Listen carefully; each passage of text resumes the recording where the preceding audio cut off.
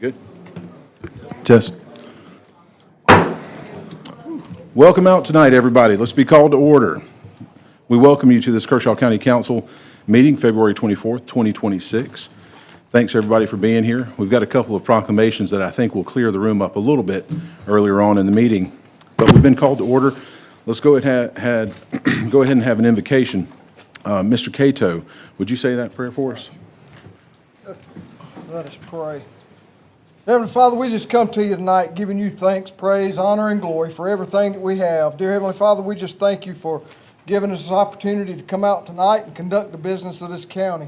Dear Heavenly Father, I pray that you'd give us the wisdom, the knowledge, and the courage to do what's right, dear Heavenly Father.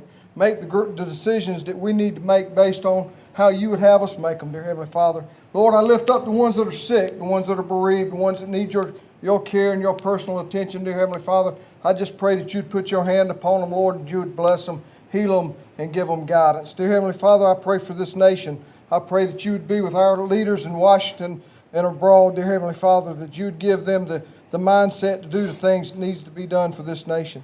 Lead, guide, and direct us throughout this night, but most importantly, dear Heavenly Father, forgive us when we fail you. For it's in Christ's name we pray. Amen. Amen. If you don't mind standing, we'll also have the Pledge of Allegiance. Pledge allegiance to the flag of the United States of America and to the republic for which it stands, one nation, under God, indivisible, with liberty and justice for all. Thank you, everyone, and thank you, Councilman Cato. That brings us to the next item on the agenda, adoption of the agenda. Do we have a motion? Make a motion, we adopt the agenda as submitted, Mr. Chair. We have a motion. Is there a second? I'll second. We have a second from Mr. Cato. Any discussion on the agenda? Seeing none, we'll move it to a vote. All in favor of adopting the agenda, raise your hand. Ms. Hannah, it's unanimous for the record. The agenda is adopted. We have a series of 2 proclamations next. First one was placed on by Councilman Russell Brazel, proclamation honoring and recognizing Betsy Gentry Greenway. Is there a motion? I'll make the motion for the proclamation. Is there a second? Second. Mr. Brazel, you have the floor. Thank you. Thank you. Chairman, I'd like to note that Councilman Tucker was interested in having his name beside mine in offering this proclamation, so I wanted to make mention of that because I think I forgot to do that. It's okay. I'd like to make a motion for this proclamation. And is the family here? If y'all would like to stand, and I'm going to read this proclamation aloud if the family wants to come and stand together, and then we'll have a picture.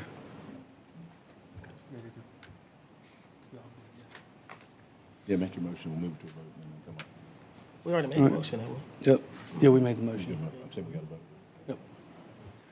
All in favor of having this proclamation approved, raise your hand. It's unanimous, Ms. Hannah. Mr. Brazel, go ahead. All right. Tonight, I'd like to honor years of service through advertising with an absolute wonderful human, Miss Betsy Gentry Greenway. I can remember first getting back from college, and anytime I needed to have something in the paper before we had Facebook and all these different sorts of social media, you actually had to go down to the paper and have it listed. And Miss Greenway's always been there to help us and covering so many things in Kershaw County for so many years. It's just an honor to present and read this proclamation. Whereas it has been proven and demonstrated that dedication, leadership, and excellent creativity is brought to life through great passions and careers. And whereas it has been shown that Betsy Gentry Greenway, as she has exemplified exceptional services for 47 years with the Chronicle Independent, the local newspaper for Camden and Kershaw County and surrounding areas. Whereas a mother and grandmother to the best, a mentor to many, a pillar to the Chronicle Independent, promoting excellence, ethical standards within advertising for businesses, churches, individuals, and building relationships. and sharing everlasting memories all over the communities within Camden, Kershaw County, South Carolina, and beyond will always remain memorable. Now, therefore, this 24th day of February, 2026, Kershaw County Council presents and honors Miss Betsy Gentry Greenway for her hard work, commitment, and dedication to a local profession, which will be one hard act to follow. Betsy Gentry Greenway has set standards very high for the next. With that, I offer the proclamation. We've already voted in favor unanimously. The proclamation is approved. Betsy, would you like to say anything at all before we come up and have you get a picture? Just speak into the mic up here so we can hear you, if you don't mind. I think we owe her a round of applause first.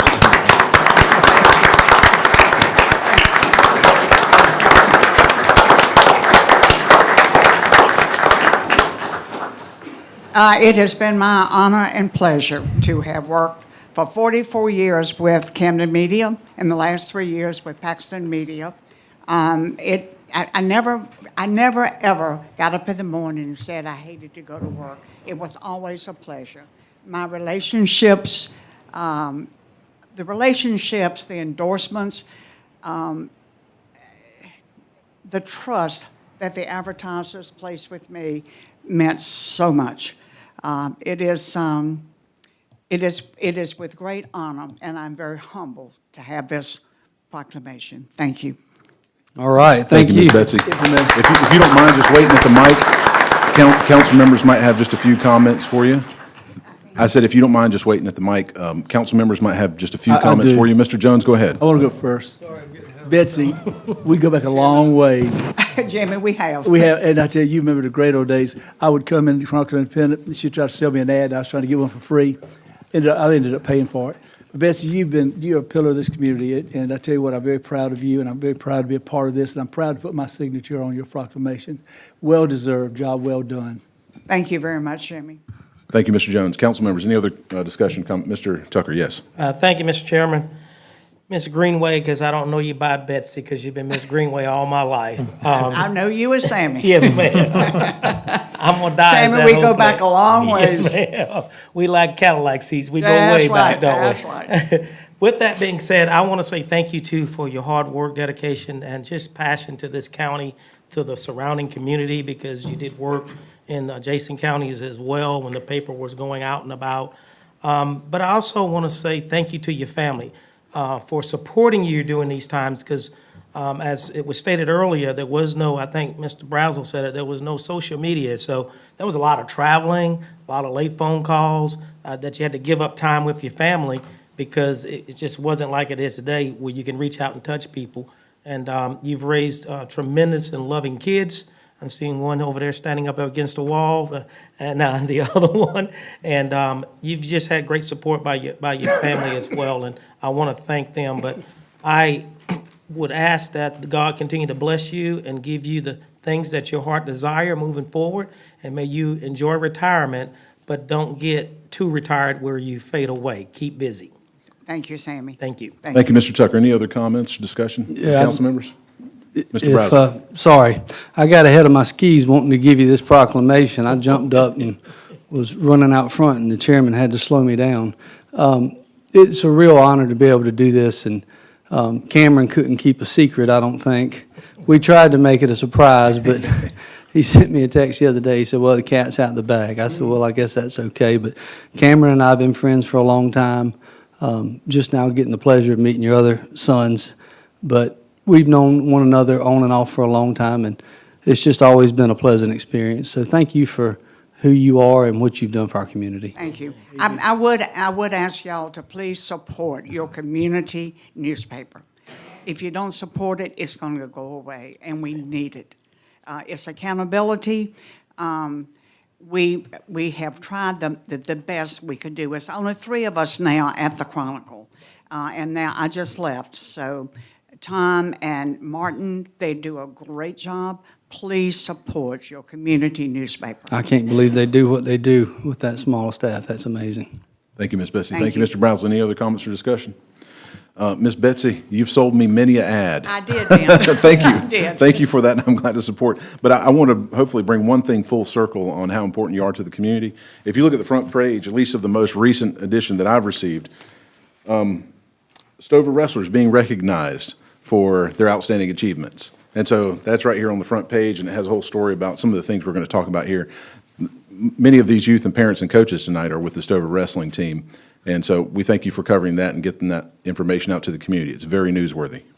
Thank you so much. Now we've got to ask Martin to make sure that we get this photograph on the front page of the next On the paper. front page, Martin. Ms. Betsy, if your family could come right up front, and we'll present you with the proclamation. Hey, would one of her children want to say something? Y'all welcome to say something if you want to.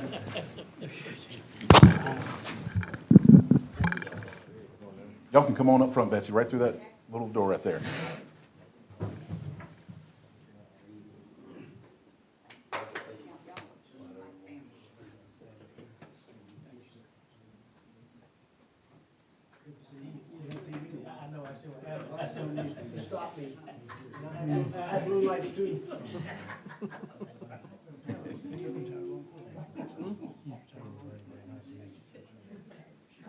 You get right in the middle. Love you. Yes, ma'am.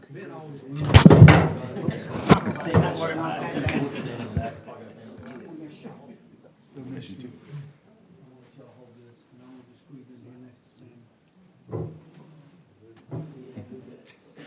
Everybody ready? Don't get Derek and I confused now because we got on the same shirt. All right, very good. Congratulations, Betsy.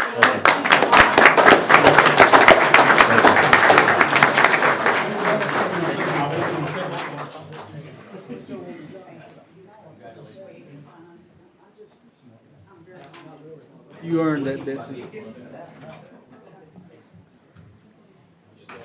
Right. You can still say it. You can still say it. I don't think many of them heard me. Thank you, Ms. Betsy and the Greenway family. Very grateful for that. Council members, that brings us to the next item on the agenda. It's another proclamation placed on item number 5B. I make a motion that we approve this proclamation honoring the Stover Middle School wrestling team state champions. Is there a second? I'll second. We have a second. I don't really have much discussion. I'll just bring it to a vote. You've seen it. It's in the packet, and then I'll talk about it. All in favor? It passes unanimously. Ms. Hannah, the proclamation is approved. I just wanted to share before we have maybe some of the team, if they can fit up here, come up, how impressive it is that they're a multi-time team state championship team. I've lived it. It is extremely difficult to excel in wrestling. We've got some folks who've come through this Stover wrestling program that competed at the high school level, and now will be going on to college. They're sitting in this room. It's such a great example because it lets younger kids know that they can achieve great things from Kershaw County. I just want to mention a few of the high points in the proclamation. They had a 16-1 dual record. Some of the individual outstanding recognitions I want to mention are Madeline Ross, girls state champion, most outstanding wrestler, Gavin Rush, state champion, Dalton Henson, state champion, and Matthew Moore is a finalist finishing in second place. The coaches, Coach Lorenzo McGee, Coach Elijah McGee, Coach Robbie Henson, and I'm going to individually name the team members before I have you all stand up to a round of applause. The team members, Matthew Moore, Madeline Ross, Ben McArdle, Emery Green, Wyatt Perry, Sean Dilker, Jaden Pina, Dalton Henson, Chance Lowe, Matthew Garcia, Gavin Rush, Austin Graham, Jayla Gonzalez, Melissa Palablanco, Connor Moore, Hunter Griggs, Carter Parrott, Sierra Blackman, and Michael Rogers. If I could get the coaches and the wrestlers to stand up, please. Let's give them a hand.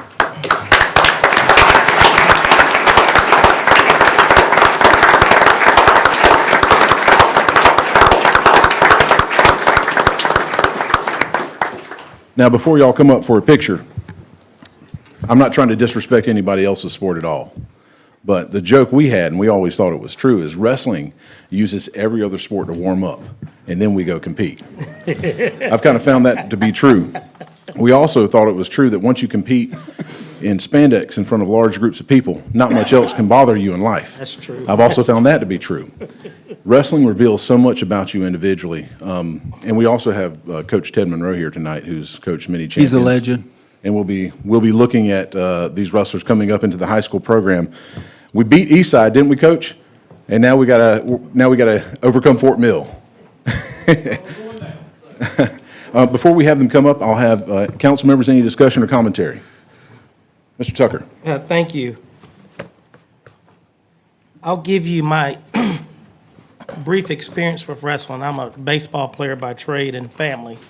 I went and wrestled for Camden High as a freshman. The young man pinned me, and I think my face on the left side came off, and I was done with wrestling. That is a sport that I've always admired, people that do it, and it takes talent, strength, commitment, and determination to do that, because it's hard when someone's got you balled up in a knot to fight your way back out and win your match. I will say this, since you guys, and ladies, I have to make sure I include that, because this was impressive to me to see those names on the list. You're the antidote, even though you're going down in class next year, to these bigger schools that want to take on Lugoff Elgin High School in wrestling. So these championships will not be left at the middle school level. As y'all transition up into your classes, I expect to see you back in front of us being awarded more proclamations and congratulations as the years to come. But stay grounded, keeping your education, and know that you've got a bright future. Thank you. Thank you, Mr. Tucker. Mr. Shoemake. Yeah, so again, congratulations. I'm also a baseball dad, but I mean, all of you who compete, you'll find as you get older, it's going to be invaluable as you pursue your adult endeavors. I wrestled for approximately 3 to 4 weeks for Lugoff Elgin. I had an opportunity to be a newspaper editor, and I told Coach Walsh that I had had this opportunity. He asked me if I could write a sentence. And when I told him yes, he told me I was already a better editor than I will ever be a wrestler. That's a true story. I confirm. That's a true story. So I went into the newspaper business. So congratulations, guys. That's awesome. Mr. Chairman? Thank you, Councilman. Mr. Jones first, and then Mr. Thomason. Mr. Thomason, please. Yeah, I'd too like to say congratulations. That is a huge accomplishment, not only for Stover, but to the individuals. No matter where you place on the mat, I had the opportunity to compete for 6 years and then coached a few after that. It's one of the life lessons you learn and the struggles on the mat in practice, at home, getting mentally ready, prepared, those times when you don't think you can go anymore, but you know that you have 45 seconds left in the third period. Those are the times that you will use when you're not competing on the mat at some point of your life. You're going to take those life lessons and let them guide you. Wrestling's a sport that builds heroes, and y'all are going to be heroes. Amen. So thank you. Congratulations. Thank you, Mr. Thomason. Mr. Jones. Thank you, Mr. Chairman. Well, Ted Monroe, we're so proud of you. You know, first off, thank you, and we're very proud of you at Stover. You guys have earned this, and you deserve it. My son wrestled for 6 years. I was going to write a book on how to get pinned in 5 seconds because he got pinned in 5 seconds. But you know what he did? He never quit. And he ended up using those life skills that Councilman Shoemake just talked about, carrying it with him. You know, you were a Marine. I'm sure being a wrestler helped you get through that Marine basic. All 4 hours. The bottom line is More than some. the skills that you learn, you will carry with you the rest of your life. And I'm so proud to be able to put my name on this. And Mr. Cannell, thank you for putting this on the agenda. Thank you, Mr. Jones. Any other comments or discussion from council members? Well, Mr. Brazel? surely don't want to be the only one not to congratulate you. My wife actually taught at Stover for a year, so we had a couple of little cookouts and whatnot. It's been a decade or so ago, but very proud of you, excited for you. I, too, had a very short stint in wrestling. Mine lasted one practice, and it was Coach Walsh as well because I was just a year ahead of Derek, and he didn't have to tell me that I wasn't going to like it. I crawled up underneath the mats, and that was the first day. They put us up underneath the mats, and this is probably illegal now, and cut the temperature up to 90 degrees. And I said, anybody that wants me to do this, I don't think I can handle it. So I didn't come back for the second day. So, yeah, you guys are tough, and I want the 3 biggest ones of you to take on Chairman Connell. I think that's fair. I'm good for about 2 minutes if it's, And we can have that display now in a photo And session to right Mr. here in Mr. in Chairman, front on of your the- behalf, if I may, you know, how wonderful is it that we have a national champion 3 times? I did okay. 6 times? I know the number gets larger, but we're proud of you too, sir. yeah, thanks. Anything? I Yes, just sir. want to congratulate you all. I'm big on these proclamations for our young people excelling in whatever it is they do. But I never wrestled. We didn't have it when I was in school. The only wrestling we did was in the backyard with the neighbors and the cousins. So, That but counts. I thank each and every one of you for sticking with it. And you know, it takes a lot of commitment and dedication in any sport to excel the way y'all have. So congratulations. I just want to make note that the redheaded young man raised his hand to accept the challenge to wrestle Chairman Connell. He is a dangerous one. I know him personally. Thank you very much, Mr. Cato. As a last piece of advice, I'll just share that, and this is really a shout out to the parents. My mom did it with 5 boys who were multiple time state champions, each one of them. And I just, my hat and heart and wallet goes out to you because I know it takes a lot to get these boys to the matches, make sure they get all the practices, make sure they're hitting weight, make sure they're staying healthy. But it will pay off in droves with the lessons that they learn in life. 4 o'clock in the morning, Chairman. And their It was tough. nerves while your kid's wrestling on the mat. Oh, yeah, that's right. Yeah, wrestling moms especially. But it's really hard to beat somebody if they won't quit. And so never quit. As we sit here in this room, throughout South Carolina and throughout the nation, there's a lot of athletes out there that got a mama or a daddy that care about them, and they try to make sure they go to do the regular amount or the normal and expected amount of practice. A lot of kids have a coach that cares about them and wants them to be successful. What you've got to determine if you're going to excel and rise above is what am I going to do outside of that static amount of preparation? And sometimes I felt like I had to be a little bit crazy to work that hard, but I did it. And every time I stepped on the mat, I knew that the person on the other side hadn't prepared as much as I did, and they didn't deserve to win. And that mental edge sometimes makes all the difference in these matches. So never quit and always work hard. Before we bring the team up, coaches, Coach McGee or Coach McGee or Coach Henson, would you like to share anything before we bring your team up? Any of the coaches? No? Okay. Well, we're proud of you. If you want to bring the team up and the coaches, we're going to have you line up the same way. Let's give them a hand. Yes.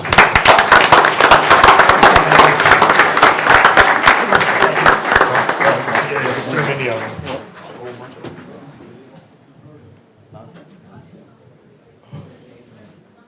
Congratulations. Congratulations.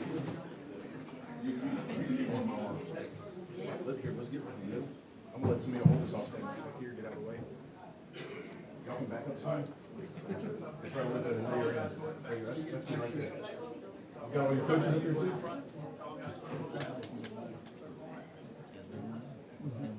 Yeah, come on through. Tall ones in the back. Ben, I think he can take it. He pretty big. All right, y'all ready? Sammy, you need a step stool. All right. Just on my tiptoes. Hang tight, hang tight. I'm about to jump on Ben's shoulders.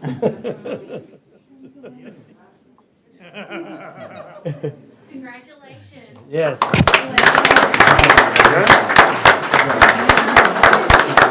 And if any of y'all ever want to transfer to Camden School, y'all are welcome to. We'll get you over here. We got a thing going on. Yeah. We go- Can I have a peppermint?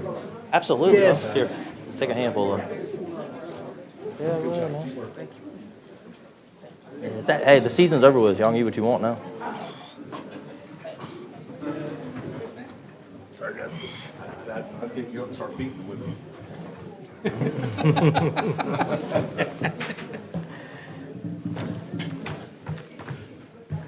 That was good stuff, Chairman. Thank you, Mr. Jones. Everyone, you're welcome to stay, but obviously, feel free to take off and clear out. You don't have to stay for the rest of the meeting if you don't want to. Mr. Rush, good to see you. Glad to see you wrestling in college. Take care. We're watching you. All right, gentlemen, that puts us back on the agenda. Give We it are- just a second, Mr. Chair, so the background noise. Sure, let me know when you're ready. You gotta get his T right. No, I just can't hear when they're going out. Come on, what's his name? From Duck Dynasty. Thank you, Mr. Chairman. Yes, sir, Mr. Tucker. All right, I think we got most everybody that needs to cleared out. Gentlemen, that puts us on to public comments. Mr. DeBose, do we have anyone signed up? Yes, Mr. Chair, 5 speakers are signed up for public comment. All right. I'll just mention before we get started, public comment is a time for council to hear from the public. It's not question and answer. We're interested to hear what you have tonight, and we usually set aside 30 minutes, but we're glad to hear from each person. You'll see a little clock ticking down for the time, so everybody has a fair amount of time to share. Who's our first speaker, Mr. DeBose? First speaker is Lee Reed. The subject is EMS.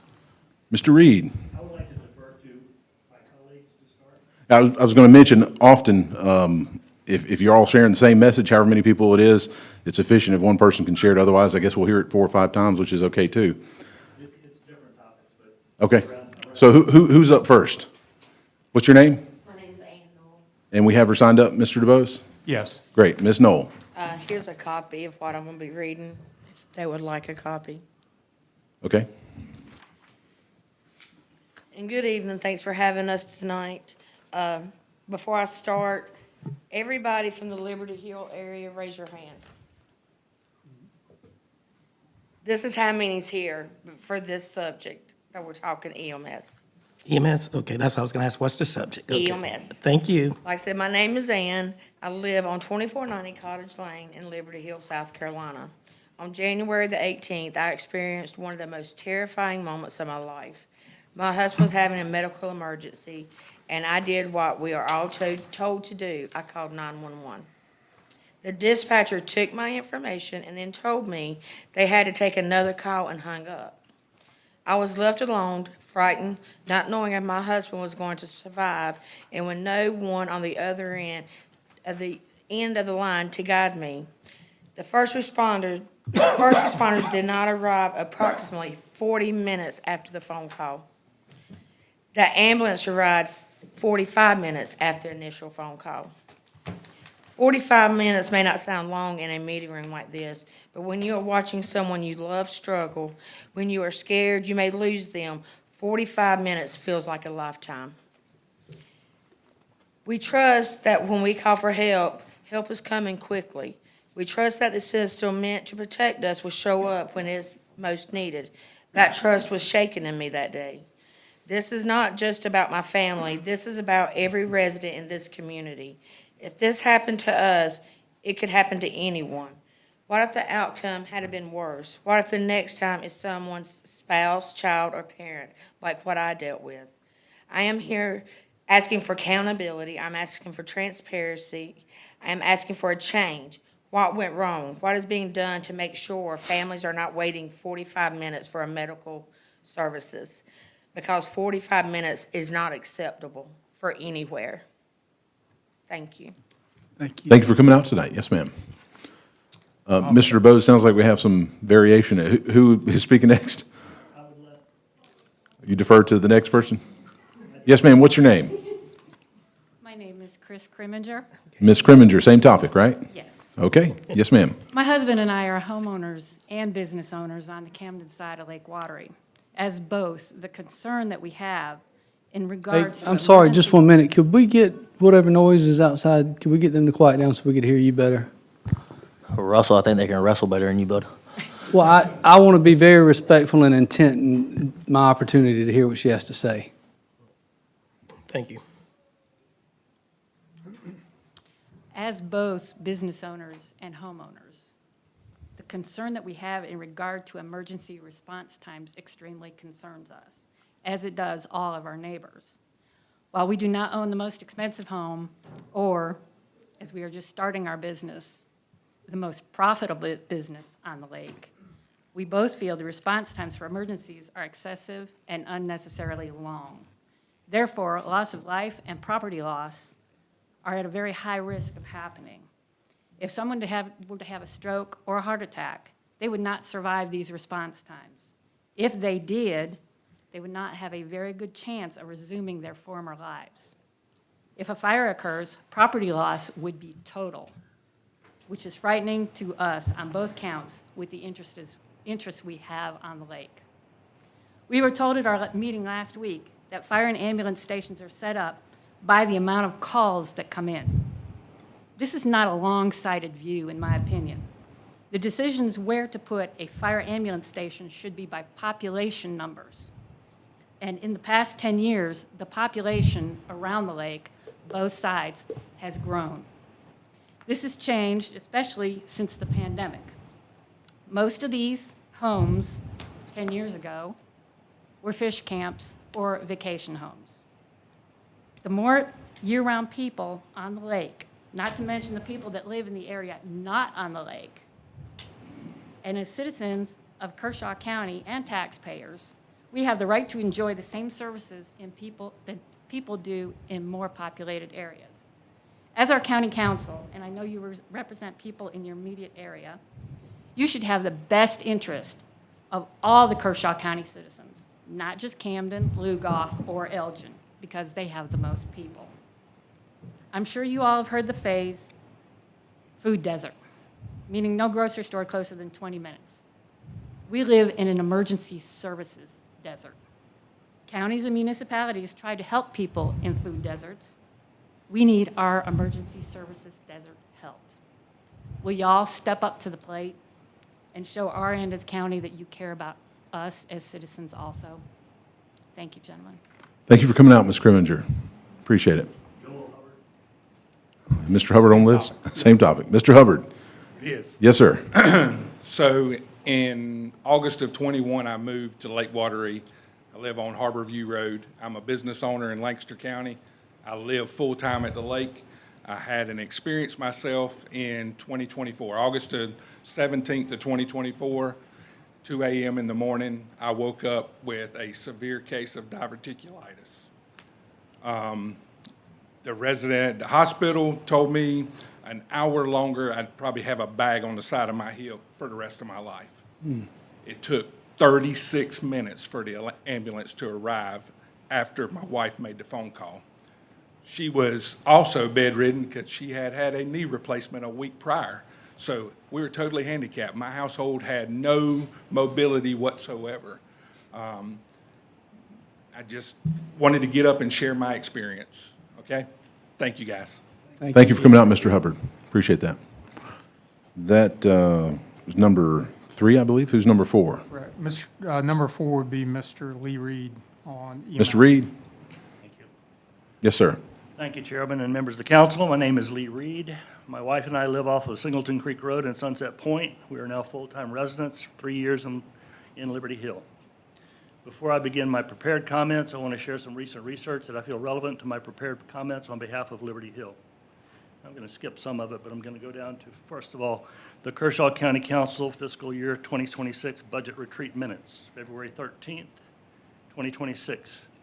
Priorities in order of listing: recreation, 10 separate and individual focused bullets. Number 2, zoning and land development, jail, economic development, stormwater, employee pay, homestead exemption boat tax, family court, grant writer, recycle center, EMS, specifically EMS station upgrades in Barron, DeKalb, and Westville.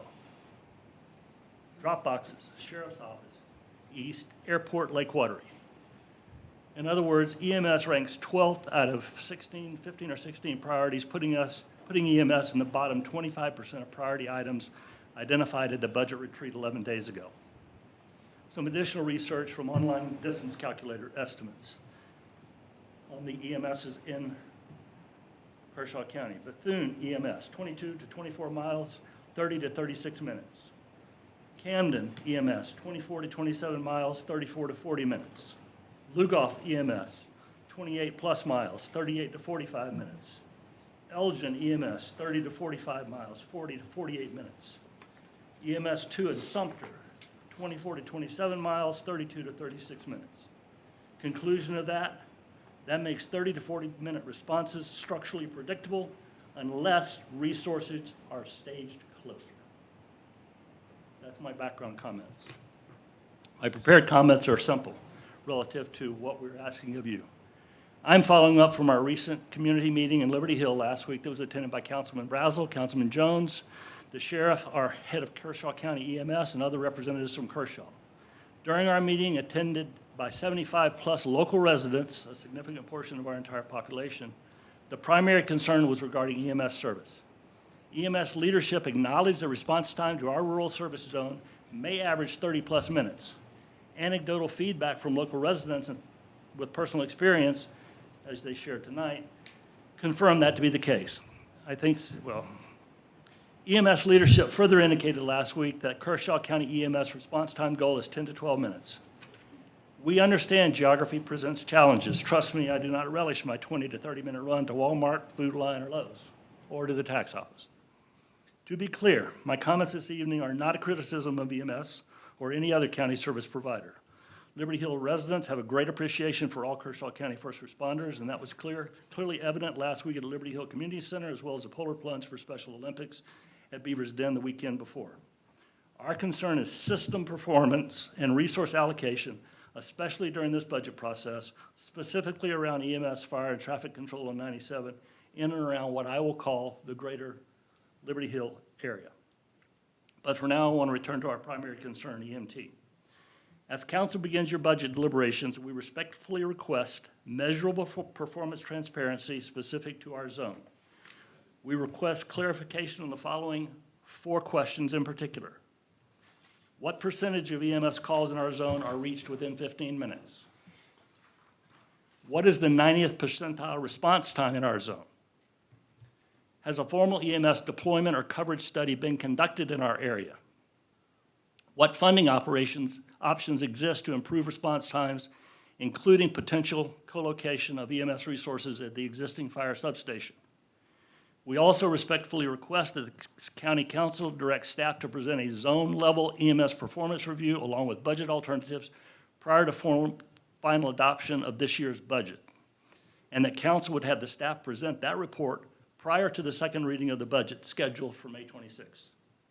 Simply put, we're asking for transparency and evaluation, not promises this evening, so that reasonable access to timely emergency medical care can be properly considered and addressed as a part of the current budgeting process.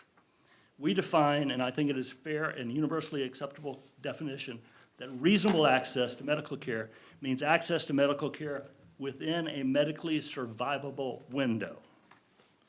Cardiac arrest survival drops drastically after 8 to 10 minutes. Stroke treatment windows narrow very rapidly. Timely trauma treatment is critical for both life and non-life-threatening debilitating injuries. To conclude, we are not proposing a specific operational solution tonight.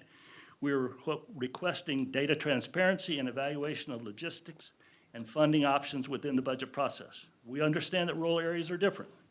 That is why we're requesting measurable zone-specific performance data and evaluation of improvement options.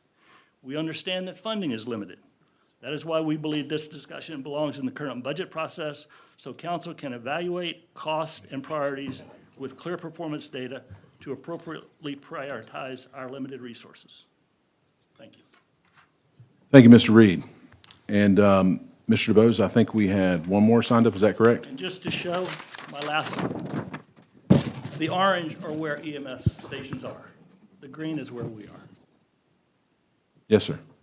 Mr. Chairman, could we get a copy of his comments prepared? You have a copy of your comments. One of the council members requested, perhaps you could email them over if you want to send a digital copy. Okay, great. If you'd send them to Ms. Hannah at council, she'll proliferate it to the council. Mr. DeBose. Final speaker is Melody Harden. The subject is pecan orchard. Ms. Harden. Yes, ma'am. Good evening.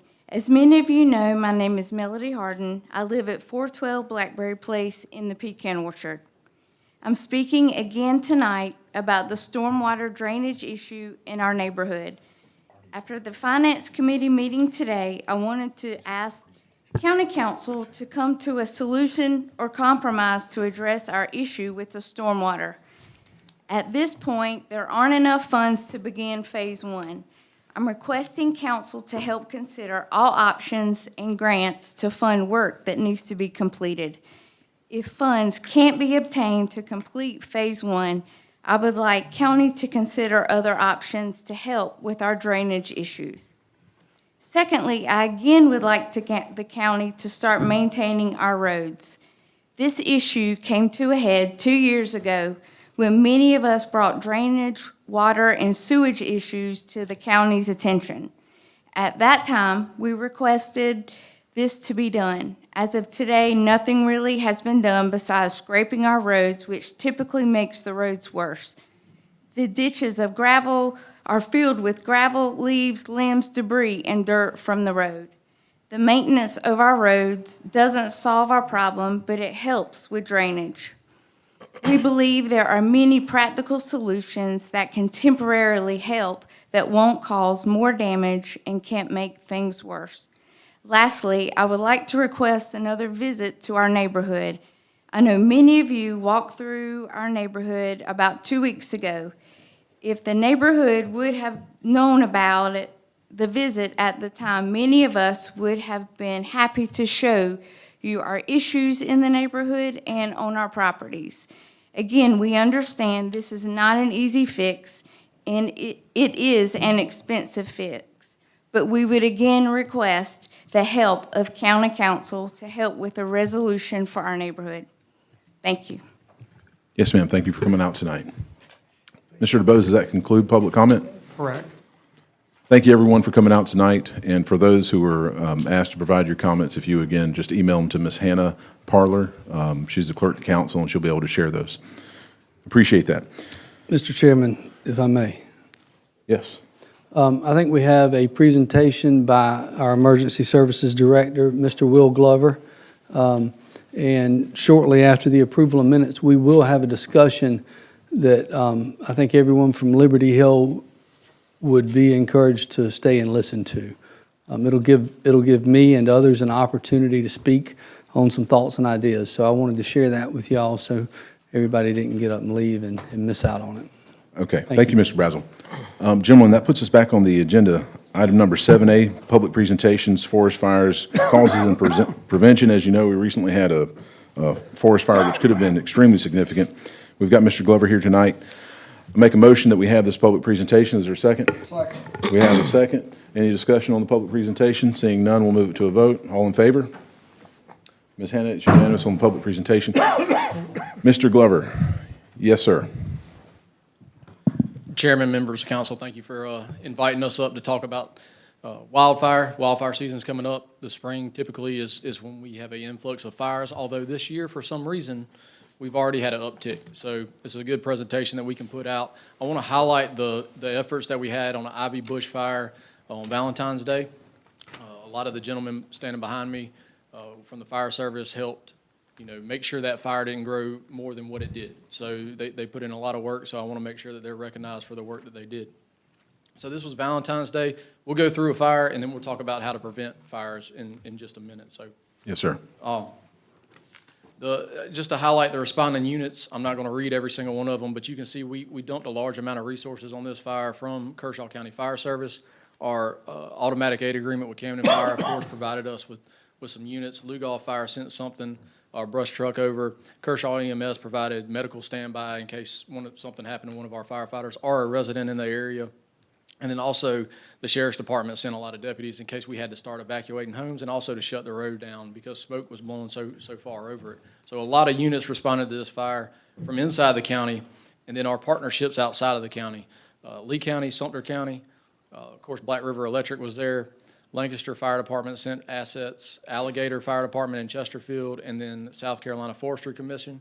Our regional supervisors here tonight, Mr. Colby Blizzard, so, want to give them recognition. They had 3 bulldozers, a plane, and 3 command officers from their area too, working hand in hand with our people. So a huge response. When you get this many people coming to a fire and operating on a fire, it's a logistical nightmare of trying to keep up with everybody and make sure we're sending them to the right place. So kudos to our people who did that. Just to hash out the call real quick, one of our volunteers actually lives right next to this place, so he stepped out of his door and he was on scene really fast. So one of the quickest response times that we can have to the fire. But call was received at 13:20. He was there. He estimated the fire at 5 acres at 13:28. At 13:29, multiple homes on Bluff Road started calling about the fire getting close to their resident. First engine was on scene at 13:32. Another phone call about a house threatened on Holland. Another phone call about a house threatened on Sherraw. And then it jumped Holland Road at 14:04. So It expanded very quickly. Wind conditions pushed this fire. Humidity levels were low, so it allowed the fire to burn very quickly and very fast in a certain direction where the wind was blowing. At 1414, we started notifying residents around Park and Holland to evacuate in certain areas in case we couldn't get ahead of it and stop it. And then, 3 hours later, it was 100% contained. So something that started from, an outside burning that quickly jumped to 5 acres to 10 to 20 to 30 to 40. All the units working together, hand in hand, was able to get the fire under control, in a couple hours, which I think speaks to our team. So overall, 55 acres burned. We did lose 7 structures. They were all classified as abandoned mobile homes or sheds in the woods. There was one house that was burned, but it had been abandoned and overgrown with vegetation. But we saved 14 structures that people lived in. I think that's the thing to highlight. We were able to get our resources in place and save those, and I got a map later on of where those houses were. We called extra resources immediately. We're able to communicate with all of the agencies that came in to this fire simply because of our radio system that we bought into that y'all helped provide funding for. We've established a drone operation here recently, and that we can get it up in the air and see where the fire's running a whole lot faster than we can by foot or by vehicle. So that helped us out tremendously, and dispatch was calling all the resources. They turned the call over quickly, so they did a really good job of keeping everybody up to date of where everybody was. So just a couple pictures. I'm sure y'all saw some stuff on Facebook. I sent a text message out to some of the firefighters, and I was like, hey, did y'all have any fire or any pictures of this fire? And they were like, no, we didn't have time. So I had to go steal pictures from other places to try to put them on here, but just a couple quick pictures we'll run through really quick. We were able to save some of the cows in the community. And you can see that car on the left-hand side. It's a sheriff's deputy from another county. The fire was running up on them, and the bulldozer actually just cut a break around the house and the car to keep the car from burning. So quick actions on the bulldozer saved the vehicle also. Sheriff Dennis, appreciate that. Yeah, that's his car. Exactly. On the right-hand side is kind of a map of the area. After we got it under control, they walked it with an app to lay it out to show us exactly how many acres it was. At one point, the airplane from forestry was showing that it was 75 acres, but then we were able to fine-tune that down a little bit to 55. This is drone pictures after the fact. You can see where it jumped one road. It jumped the power lines, of course, and it was moving pretty quick there. So it got a little hairy for some of our people, for a little while, but they were able to get it under control. This is the picture I really want to highlight. Somewhere around, in between 13, 12, and 14, that was kind of the origin of the fire. Correct me if I'm wrong. Okay. But we count the houses that we were able to protect and save from this. So, 14 homes that people lived in. You can kind of see the cluster in between 4 and 9 in that area. That's where a lot of abandoned mobile homes were, and we just weren't able to save those. But the other ones, occupiable houses, able to save on those. Not to mention, I want to throw this in here. At the same time this fire was going on, we had already been toned out to a fire on Timber Creek Road, so we had units operating there. This fire came out. Then we got toned automatic aid to Camden for a fire in a fireplace that was toned out as a structure fire to start with. Then we had a 3-acre woods fire on Bishopville Highway. Then we had an 8 to 10 acre woods fire on Jones Road. Then we were dispatched to a woods fire on Salem Acres Road, and another fire on Gary Golf, which is across the river. So all at the same time, we had these other calls coming out. Our mutual aid partners helped us with several of these fires because we had all our units tied up on the one big fire. So it wasn't just this one on that day. Typically, when we have one big fire and the humidity's low and the wind's high, we start getting them all over the county. In 2025, Kershaw County Fire Service responded to 94 outside fires with 79 threatened. As of 2020, when we started making this presentation, we had already responded to 72 outside fires with 24 threatening structures, 3 of which actually damaged structures. So we had 94 total in 2025. We've already gone to 72 right now. So, and technically grass fire, woods fire season hadn't started yet. So just the temperature, the humidity, and the wind has been brewing. So this is a really good presentation to put out and maybe some quick tips on how to prevent some of these. And South Carolina outdoor burning, this is all from the South Carolina Forestry website. Debris burning, any planned fire that escapes falls into this category. It accounts for 50% of the fires that we go to across the state. Actually, 25 to 30% is classified as arson, woods arson, meaning somebody else lit the fire and it crossed onto somebody else's property, or they maliciously, started the fire themselves. Equipment use 5%, smoking 3 to 4%, and then children is 3 to 5%. So some quick statistics of why these fires happen. So outdoor burning tips. And I've got some pamphlets that Forestry brought up here. Think before you burn. We can give these out if you need more. I'm sure Colby will get us some more. But state law requires that citizens notify the Forestry Commission before any outdoor burning. So you can do that online at the website listed here, scfc.gov/notify, or by phone, 1-800-705-8609. You simply give them your address, what you're planning on doing today, and it counts as your burn permit. And it lets us know that somebody's doing a controlled burn in the area. The other thing the Forestry Commission and we push is think burn. So be prepared, understand the laws about burning, respect the weather, and never leave your fire unattended. And we'll go into this a little bit more. So what does being prepared mean? Keep hand tools and water supply close. Do you have enough time to remain with the fire? A lot of the fires that we go to that get away from people, they simply say, look, I stepped inside for a minute, I came back out, and the whole world was on fire. So, you can't run to Walmart, you can't run to the store to grab something, you got to stay with the fire the whole time. If you have one large pile, can you divide it up into smaller piles to make it more manageable for yourself? Make sure you create a good break around the pile, and don't burn near homes or other structures. You would think that would be a given, but a lot of times we have somebody that sets a pile of leaves on fire 10, 15 feet from a house. The wind changes, it goes towards the house, and they have an issue. So quick tips there on being prepared. The laws about burning, I'm not going to read the section number, but it's on there. Starting fires in woodlands, grasslands, and other places shall be unlawful unless certain precautions are taken. Those precautions include notifying the Forestry Commission, we already talked about that, clearing the area around the site, assuring adequate personnel and equipment are available to keep the fire from spreading, and making sure the fire is under control before leaving. So fire's out, no hot spots, no anything. Another section of code states that negligently allowing fire to spread to lands of other property, if your fire escapes, you will be fined. If any damaged property, you will be liable. It is also against the law to burn household garbage and trash, tires, chemicals, plastics, and other building materials anywhere in South Carolina. So just yard debris is all that's supposed to be burned. We go to a lot of homes where they're burning household trash in the yard. That's not what we want. It's just outside yard debris, and Forestry Commission tries to stay on top of it to the best of their ability. Weather's a huge thing. You heard me say wind speed and humidity a couple times already. Check the daily weather forecast. How long has it been since the last rainfall? We had a decent amount of rain, but then the humidity dropped and the wind speed came up. That dries things out very quickly and makes it for a very volatile fire environment whenever we're burning outside. It's safer to burn a few days after a soaking rain or when the humidity is higher than 30. I would like to see the humidity higher than that. Anytime the wind speed and humidity gets close together, that's when you start having a bad day. Are there going to be any high or gusty winds? Wind causes branches, leaves, pine needles to dry out quick. A debris fire will burn more intensely when it's windy, of course, and gusty winds can blow sparks into other areas, even past your break.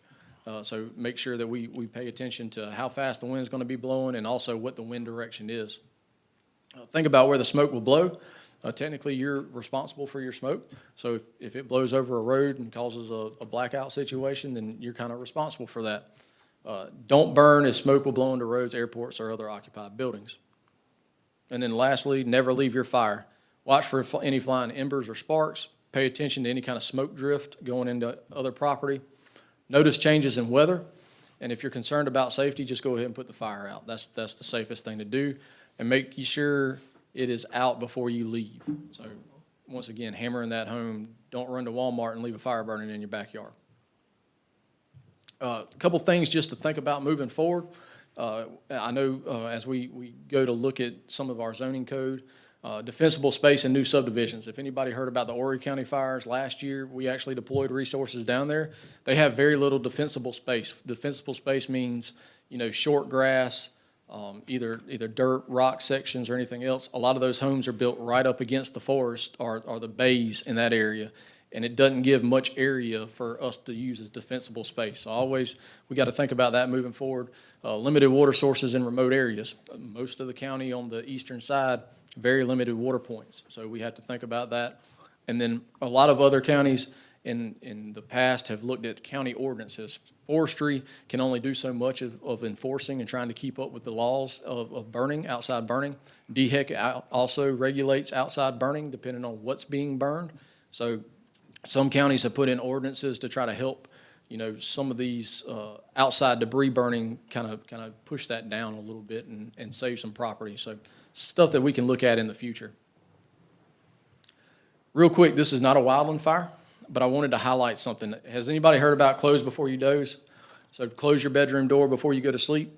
So we had a structure fire over in Elgin a couple days ago. It was on Barfield Road. Came in just as any other structure fire. Our units responded, arrived on scene, and they confirmed that there was a victim there. The victim was rescued, identified where they were, pulled out of the structure within 3 minutes of figuring out that there was a victim there, and then we were able to control the fire. So kudos to our people being able to make a rescue, a 14-year-old individual on this one. But the thing that I wanted to highlight is this: close before your doze. The left picture is outside of the bedroom. Heavy heat conditions, heavy smoke conditions. On the right side, you can see a little bit of smoke stain. I think that was after the door was open, once we got the kid or the individual out.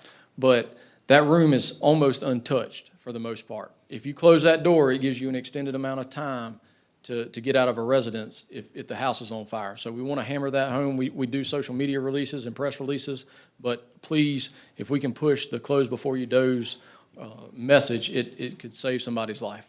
So, and I wanted to highlight the owner of the property said that we could use those pictures first off, and then she was thankful. The son, and then I think 4 cats and a dog were pulled out of this fire. So, just a quick good job to our people, and then also pushing the close before you doze message. Director Glover, thank you so much for the presentation, and I congratulate you and thank you for the service you've done, particularly with the recent wildfire that we had. But yeah, I wasn't aware of this one just a couple days ago. Perhaps saving someone's life in Elgin, it sounds like, along with their pets. Just eyeballing the clock, I'm sure we're going to have some discussion from council members. I'd take a motion to extend our public presentation time period. Is there a second? Second. Got a second? Any discussion on that motion? Seeing none, all in favor? We've extended it unanimously as needed. Ms. Hannah, council members, any comments, questions, Very discussion? quickly, Mr. Jones. good job. I was a fireman for 9 months. This sounds like some of the wrestling background. Thank you, Mr. Jones. It's all of our team. 9 It's months not was me. a lot longer than the other short stints in wrestling. Thank you, Mr. Jones. Any other comments or questions, discussion? Mr. Tucker. This is actually be towards our administrator. Is there any way that we can possibly put some of the information about the website and the phone number on our website so people can be able to access it a little quicker? We do have it on the Kershaw County Fire Service page. Right. Website, but I can work and help them Yeah, get if we that could, on the. if people like me, who's not internet savvy or anything IT savvy, we might struggle to get to the fire one, but if we can get up on the Kershaw County one, that might be a little quicker to access and people will use it as well. I'll show you how to do it, Sam. Director, You're the right teacher. Sending actually smoke gonna pay signals you. to send a message is kind of the opposite of the idea. We need you to modernize, Sammy. I know. And I want to say, Will, thanks. Thanks for all that you and your team do. And I know you probably have already done this, but I'm gonna say it because if they happen to be listening, to know that council appreciates too. The surrounding counties, Lancaster, Lee, Sumter. I don't know if anybody came from Richland or not, but Chesterfield. Chesterfield, did they come? For all the surrounding counties that did respond to our emergency, I want to say thanks to them and their leadership, administration, because that's what it takes. These fires get out of control very fast, as you well know. And, we've had this year already that I am familiar with, one house fire, we were not able to save someone, which happens to be one of my church members. different circumstances, but still, that's a life. And, you know, that's a horrible way to go, is in a fire. Whether you're awake or asleep, it's just a horrible way to go. Very true. But thank you and to the crew. Thank you, Mr. Tucker. Council members. Mr. Chairman, if I may. Mr. Brazel. To every fireman in the room, thank you. Thank you for your hard work, your dedication, your service. Had the pleasure of being at the town hall with Will. Was it just a week ago now? Roughly, yeah, I think It's so. probably been longer than that. It seems like it was 2 days ago. The amount of leadership that you exhibit in the way you present to us, in the way you respond to us, is second to none, Will.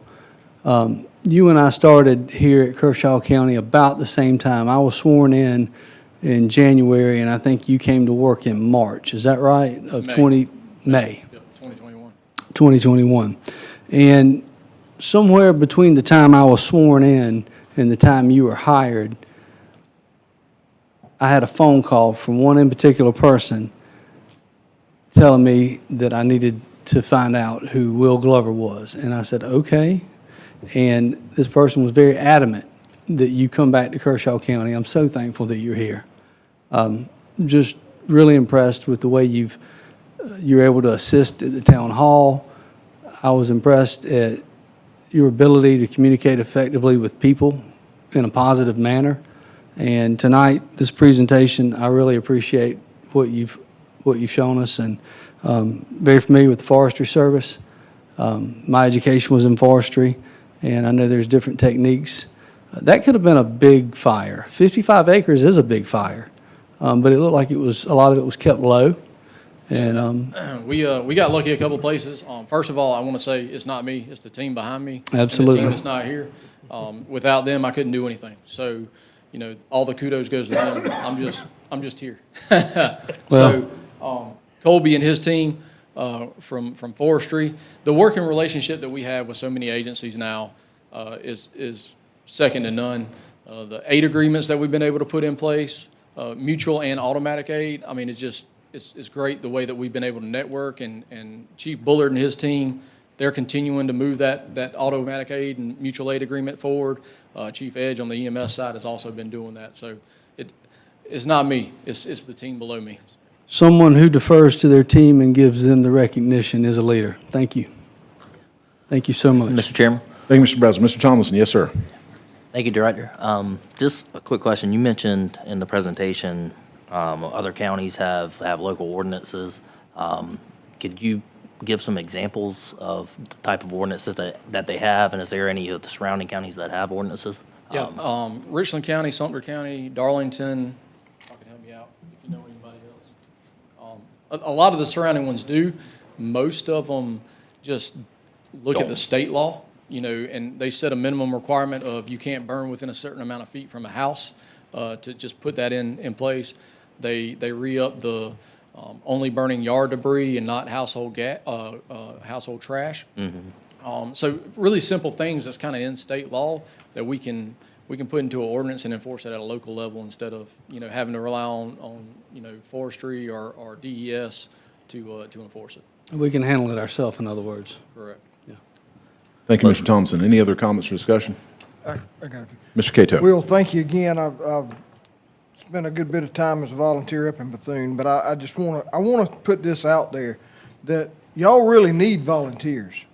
Volunteers aren't as popular as they were back in the 70s, 80s, and 90s in the rural departments, and I know that slacked off, and a lot of it has to do with so many different things families have to do at this particular day and time, but you know, anybody that's interested in volunteering, I would ask you to reach out to Will and his staff. I want to thank them for the job they do. They are amazing, and they really work hard at what they do. I've got a brother-in-law that's part of the forestry team, and I thank them for what they do. They have saved many lives and many houses. So thank you again, and I just wanted to put that out there. If someone wants to volunteer or is interested in helping, please reach out to them, because they need all the help they can get. And I'll say too, the volunteer system now, we've tried to tailor it to where you don't have to be an interior firefighter. You don't have to put an air pack on and go inside. We can train you to pick up a truck, drive the truck, and other people will put the air packs on and go inside. We can train you to, emergency medical response. So there's different avenues. So if you don't want to go inside of a burning fire, we may have a different option for you. How long would that training be if you were going to be a support? Depending on which way you go. Driver operator training, you're looking at, 60 hours probably of training to get to the point of driving a truck where you can pump, effectively draft water, that sort of thing. EMR training is about 40 hours now, I believe. Yep, 40 hours. So, and interior firefighting is up about 150 hours of training, the initial training. And then you have to do annual certifications, even if you're a volunteer? Yes, yep. How long does those certifications last? The certifications are good as long as you continue to do training. Annual training requirements for volunteers, there is somewhere, per ISO, it's a whole lot higher. We hold them to a certain standard, and I believe it's changed to about 4 hours a month now, or what's? I'm looking at the new training officer back there. Right. Annual training for a volunteer now, requirements. 4 to 10 hours a month. So, Councilman Tomlinson, thank you for bringing that up. That was going to be a point that I wanted to make. That was part of our discussion. I think you said it was roughly 6 weeks of training per year. For interior firefighter, you have to go about 150 hours to get the initial certification. Okay. I think that to bolster our volunteer base, that's probably the best suggestion right now, is to find people who can help that wouldn't be an interior firefighter. But we need to look to our friends at the state for ways to bring young people in that doesn't take 3 and 4 and 5 weeks of training. They can be trained at WTC, is that right? Yeah, we've got that program. That is definitely something that we need to encourage our young people to get involved with and kind of bolster that, because it used to be, when I was growing up, such an honor to be a part of something like this. And it still is. It's just tapered off. So anything that we can do to make that easier on you, please let us know. Will do. Thank you. Thank you, Mr. Browse. Any other comments or discussion? Director Glover, you're doing an excellent job. We look forward to doing our best to support you in the future. Let us know if you have any ideas or what you need, and it's completely appropriate to bring up something like defensible space, because we're in the middle of a DR rewrite, and Smart Growth Committee is going to bring recommendations in. Thank you so much. Yep, thank y'all. All right, gentlemen, we're back on the agenda. That brings us to item number 8A. We have 2 sessions of minutes to approve. We'll take them as 2 separate motions. Is there a motion on item number 8A? This is the council regular Mr. Chairman, I make a meeting, motion. February 10. We have a motion. Is there a second? Second. We have a motion and a second. Any discussion on the minutes for 8A? Seeing no discussion, we'll move it to a vote for approval. All in favor, raise your hand. Ms. Hannah, 8A, the minutes are approved unanimously. Now seek a motion on item number 8B. This is regarding the budget retreat. Mr. Chairman, I make a motion. We have a motion. Is there a second? Second. We have a second from Mr. Cato. Any discussion on 8B? Mr. Chairman, if I may. Yes, sir. I was looking through here, and the gentleman that got up, Mr. Reed, I believe, and spoke about the minutes. I just want to say for just clarity that there's no numbers beside those topics intentionally, because they're not in any priority. So just FYI that there are things that are important to council, but council has not prioritized any of that yet. Correct. Yes, sir. Okay. Any other discussion on the minutes for 8B? EMS be number 1. Sir? No, I'm good. Okay, we'll move it to a vote then, with Mr. Jones being good. All in favor, raise your hand on 8B. Ms. Hannah, it passes unanimously for the record. Next up, we have item number 9A, placed on by Councilman Brazel, Emergency Services. Is there a motion? Yeah, I'd like to make a motion to discuss options for emergency services. Is there a second? Second. We have a second. Mr. Brazel, you have the floor. Thank you. I'd like to point out the fact that this was Danny Cato brought this up during our retreat, is a point of keen interest for him. So Danny, thank you. Thank you for pointing out the fact that we do have a desert, a gap. And we have had things change. Post-COVID, people have been able to work remotely, others have retired, and these more rural communities are experiencing these issues with longer lead times. And the lake geographically divides our county, and it creates these long points. Everything can't be just Lugoff, just Elgin, just Camden. We have to find a way to get these response times to, Will said, you know, the ultimate response time is 10 to 12 minutes. Will we get there? I'm not sure. Does it need to be 45 minutes? Absolutely not. It's unacceptable, and that town hall left me with a lot to think about. And Director Will Glover and I have talked through this. He has ideas, I have ideas, and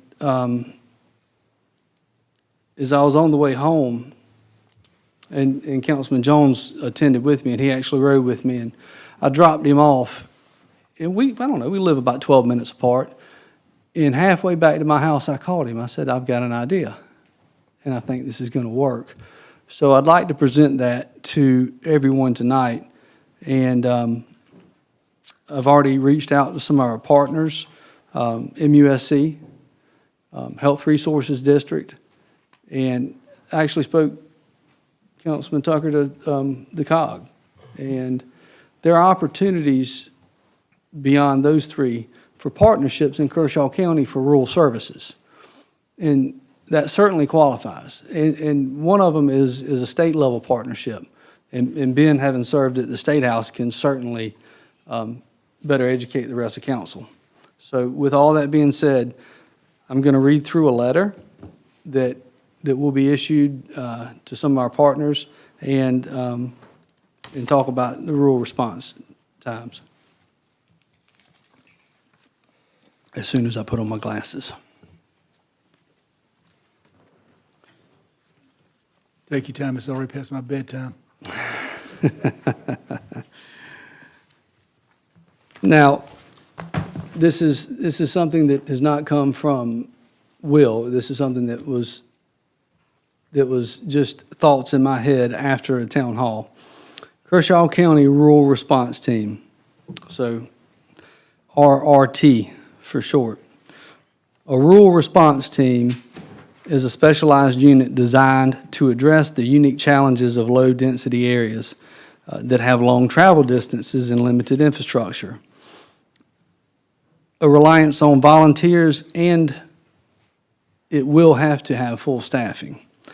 In the case of Kershaw County, those areas would be Beaver Creek, Pine Grove, Liberty Hill, of course, all the areas around the lake. Cassett and Bethune as well, although they currently have more stations and EMS than these other areas I've mentioned.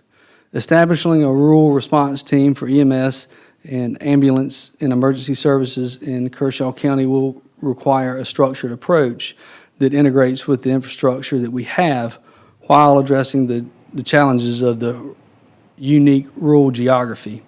Our mission is to align with the Executive Director, Will Glover, and continue to adhere to the rules and regulations already in place while trying to foster better relationships through all of the partners that we have to work with. I'm going to ask for, I think Will's going to ask for 2 EMS vehicles this year. I'm going to ask for an additional 4. And I'm going to reach out to our partners, including the COG, including MUSC, including the Health Resource Districts, and the one that I have not had time to reach out to will be a grant through the South Carolina Office of Rural Health. I think that we would certainly qualify for any of these opportunities. I had some great conversations already, and And I've got a letter here. I'm going to read it. And then I'd like, David, are you here still? We've got David Adams with MUSC. I'd like to hear from David if he would like to speak on this subject. But here's a letter that I've formed, and I would like for it to come from council. If everyone agrees and supports these opportunities to work together with state agencies. I'm writing to propose a strategic collaboration between Kershaw County, the Medical University of South Carolina, known as MUSC, and the Health Resource District to establish 3 rural EMS ambulance stations supported by rural response teams. This initiative directly supports providing the right care in the right place at the right time by expanding physical, medical presence in underserved areas, specifically off Highway 97, Longtown Road, and 521 at Bear and DeKalb, in order to reduce response times to the lake community, as well as one of the most remote and medically sensitive areas in our county. Despite South Carolina's health care advancements, rural populations continue to face significant disparities in access to timely medical care. The proposed EMS ambulance stations, staffed and supported through dedicated RRT units, will serve as critical access points, reducing traffic barriers while strengthening emergency response capacity and stabilizing local health care and community. These rural response teams will enhance patient outcomes through faster stabilization, improve community accessibility, and delivery of timely treatment to individuals in need. I respectfully request a preliminary meeting with the organization to further discuss the demonstrated need and urgency surrounding placement of these rural EMS ambulance stations and accompanying RRT deployments throughout rural Kershaw County. I look forward to your response and the opportunity to work together towards improving health care and access for our residents. With kind regards, I am Russell Brazel, Kershaw County Council. Now, what we've done is we've started a conversation. You engaged with me, and now it's my turn to engage with others and get us all to a table and work through these issues together. I certainly know that everybody here on this council supports safety and health care in our community. Our chairman's been a tremendous advocate and worked with MUSC for years. I can't say enough about each and every one some of you guys have been law enforcement. These are the things I've never done. I probably have the least amount of knowledge regarding emergency services and or fire. But I do know how to build a team. I do know how to put a group together that can solve a problem. And that's how I look at this, is we have a problem and we need to solve it. We're going to have a funding issue. The ambulances are probably $500,000 each, more than to rehab the old structures, to find temporary structures. If it's nothing more than a small office and a shed for an ambulance. Will, where you at? Could I ask you back up? You've got so much knowledge that I need to borrow. Oh, I do. Don't be shy. Other than a full-blown ambulance, what are the other opportunities? As far as improving services in areas? Well, yeah, I think there was a smaller truck, a medic truck or something. What'd you call it? We have QRV vehicles. QRVs. Medic units that, they can provide ALS, advanced life care support, until an ambulance arrives. Can they transport somebody? They cannot. Can they administer life-saving medicines if someone's having a heart attack? They can. Okay. Well, my short-term goal is to establish those just as fast as possible. I think at one point, there was one at Beaver Creek. Years back, I believe so. I don't know when that was pulled. I think actually the Lake Water Association helped fund part of that salary. So Well, can we find out when it went away and what we need to do to refund it?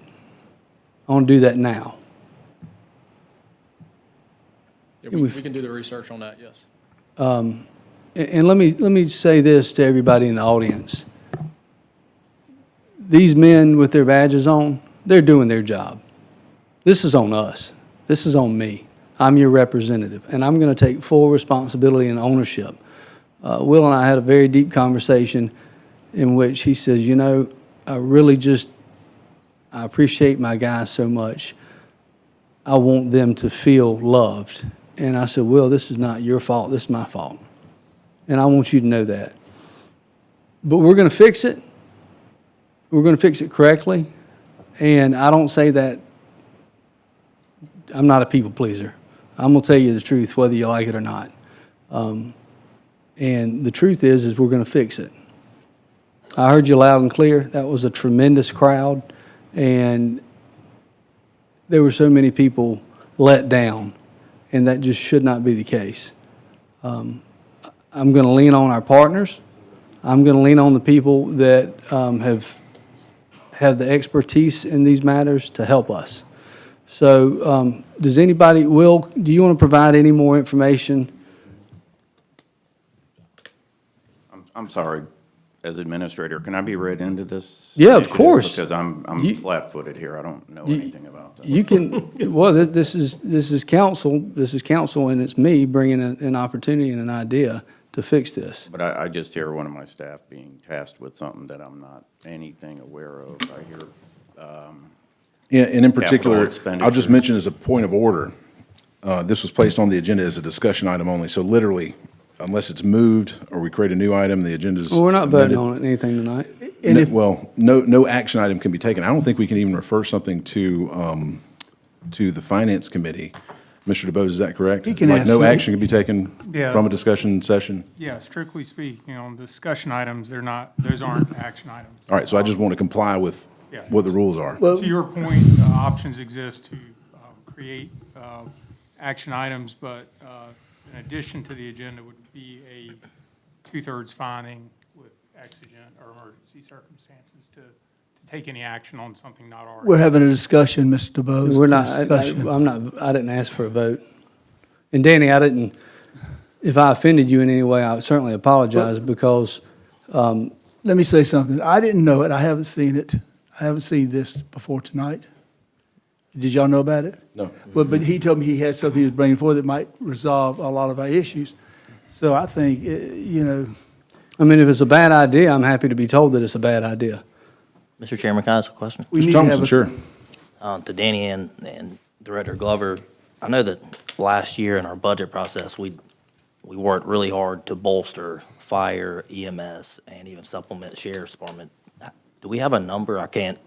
Trying to remember through all the budget meetings, do we have a number about what we budgeted for each one of those? You don't have to answer that right now, but that'd be something for all of council to look at. I can put together the increases and where those increases went, yes. I can put that together. And I agree, I think every year we should bolster emergency response. And I know that a few of us up here have done that every year. And I appreciate everybody coming on board.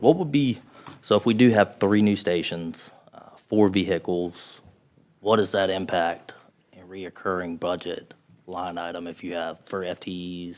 Councilman, I part-time don't think we employees? can get that granular tonight. That's why, as a discussion item, and Will and I specifically spoke about the fact that we didn't want to get into the weeds and the details because this is like a 30,000-foot discussion. Well, Mr. Thompson has the floor.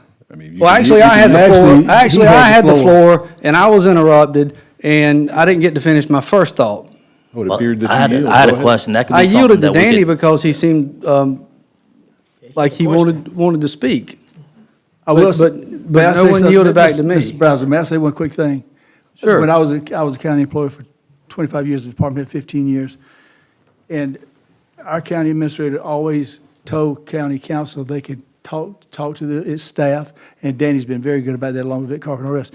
But also, the county administrators required their staff to make sure they let him know that they're going to be working with a county councilman or getting some information for that county councilman. So I would recommend that maybe you ask your staff from this point on to make sure you do know, what's coming before us. I think that's a great idea, and I will have a memo go out. Yes, sir, and that's the way we. Council and staff, because I think that's a two-way sword, but thank you. I appreciate that, Mr. Jones. You okay with that, Russ? Mr. Brazel retaining the floor? I would like to. Go ahead. Yes, sir. So, as an elected official, I'm tasked with listening to the people. As an elected official, I don't need anybody's permission to try to solve a problem. Danny, respectfully, I'm happy to read you into every conversation, if that's what I need to do. Will and I had a great conversation. I told him what was on my mind. If this council decides it's not the avenue we want to go, then we won't go that avenue. But I think Will has ideas that he's probably worked with you on that we can all find happy medians in. And none of this is about me. This is about everybody sitting in this audience, our families and our loved ones. This has zero to do with me. This has everything to do with the people in Kershaw County and making sure we're doing the right job. David Adams is here tonight with MUSC. If others have questions for Will, I've expressed what I'd like to see. I'd like to utilize buildings that we have, the buildings that are existing. I'm willing to donate materials to get them up to code if necessary. If there's a bedroom that needs to be redone, I'm willing to help. I'm here to help. Nothing about this conversation is anything other than I want to find a solution. And I want to do it with you. I want to do it, Danny, I want to do it with you. Okay? I welcome that. Sir? I welcome that. Good. We'll save your neck and tell your administrator. So at this point, I will yield. Any further comments? Yep. I have read the letter. I have read my thoughts that God gave me that I fear not being deterred from ever using in the future, because I will continue to. And I welcome anyone else to speak to Mr. Glover, please. And I would, after Mr. Glover's done, I would like to invite Mr. Adams from MUSC to share the conversation that he and I had together. And the absolutely unbelievable ideas that he had to share with me about the Liberty Hill and the upper Kershaw County and lower Lancaster County options that could be a longer Let me to just say make. this. Russell had the floor, then I intervened, he took it, then you got it. Well, you can But- have it but- after I make this last but statement, then I Mr. was second to Jones. say, but I'm gonna yield to you because I'm a nice guy. Thank you. Yeah, it'll just be really Please quick. go ahead, That's Mr. so Tomlinson. Russell, I appreciate all your hard work on this, and I know that Chief Glover and all of our emergency response staff would love to have additional funding. I know that our county administration would love to have additional funding, and we can sit up here all day and have great ideas to put out, but if we're not willing to vote to put taxpayer money on paper in a budget, these ideas are all speak. And that's the hard part. We've got to be willing to get up here and take that responsibility to make those votes in the process. That's the last statement I have to make. Great statement. Mr. Thompson, Mr. Jones. Hey, that was very good, Mr. Thompson. You know, you got to talk about it before you can put money on it. And one thing that I will say is that I've always been in favor for my 20 years. I've always, from the very first day I was on council, I had an argument first night I was on county council. And it was about public-private funding. And Mr. Tucker knows what I'm talking about. We had a lot of fun with that one. He voted against me, I voted against him. You're always Well, actually, it was fun, Mr. 6-1. But the thing about it is, what I'm hearing, and I need more understanding, Russell, because some may think I know, but I don't know. I'm very interested in, and I'm very proud that we have a council member that will go out and ask questions and try to find funding for certain issues, to try to do a private-public partnership. that takes the burden off the taxpayers for the whole 100%. If I'm not mistaken, that's what you sound like you're talking about. I don't know. I'd like to hear from Mr. Adams about how MUSC, or the health resources. I'd like to hear how they are going to be involved or would be involved, but I'm certainly thinking that it's to save money. And to my colleagues, and I know y'all probably didn't know about it, but that was a very passion-driven town hall meeting with a huge crowd, almost 100 people. And in my 20 years, I've never seen a town hall that big. In other words, I've seen town halls with more politicians and bureaucrats than people. But that was probably one of the biggest I've ever been to. And I'll tell you, when I hear this lady over here, and ma'am, I don't need your vote, don't want your vote. I'm saying this because it's come from the heart. It broke my heart to hear what you said about your husband. And of course, we can't run off of emotions in here, but it's just the good sense, right thing for us to do. So I'd say to my colleagues, Mr. Brazel, thank you for bringing this before us and to have a conversation to get it started. But I can assure my colleagues, they know that because the Finance Committee certainly has to go through them first. But bottom line is, nobody would ever intend to just go throw money at something without having a conversation first. So I thank you. I thank you folks for sitting out here tonight. I thank you folks for being up there the other night. It was my honor to be there. Will, I thank you. And I just tell you, Mr. Brazel, continue to fight, continue the good work, because this was really, I'm just excited to hear the rest of it. I'm ready to hear from Mr. Adams. Does anybody else have anything? Mr. Jones, thank you so much. Any other comments or discussion You're from any quite other welcome, council members sir. at this time? I'm a little bit perplexed, but I'll save that for later. Mr. Adams, please.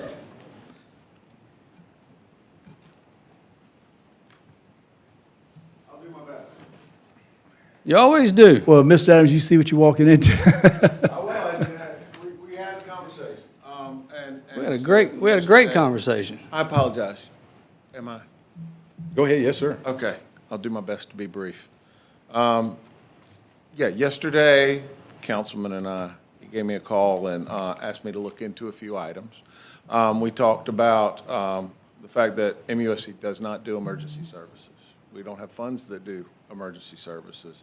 I am looking into some other items that we had discussed about some other grant funding possibilities. I know there's some items, there's some funds from the federal government that have come to the state. I know that we are applying for them for other purposes through Department of Health and Human Services.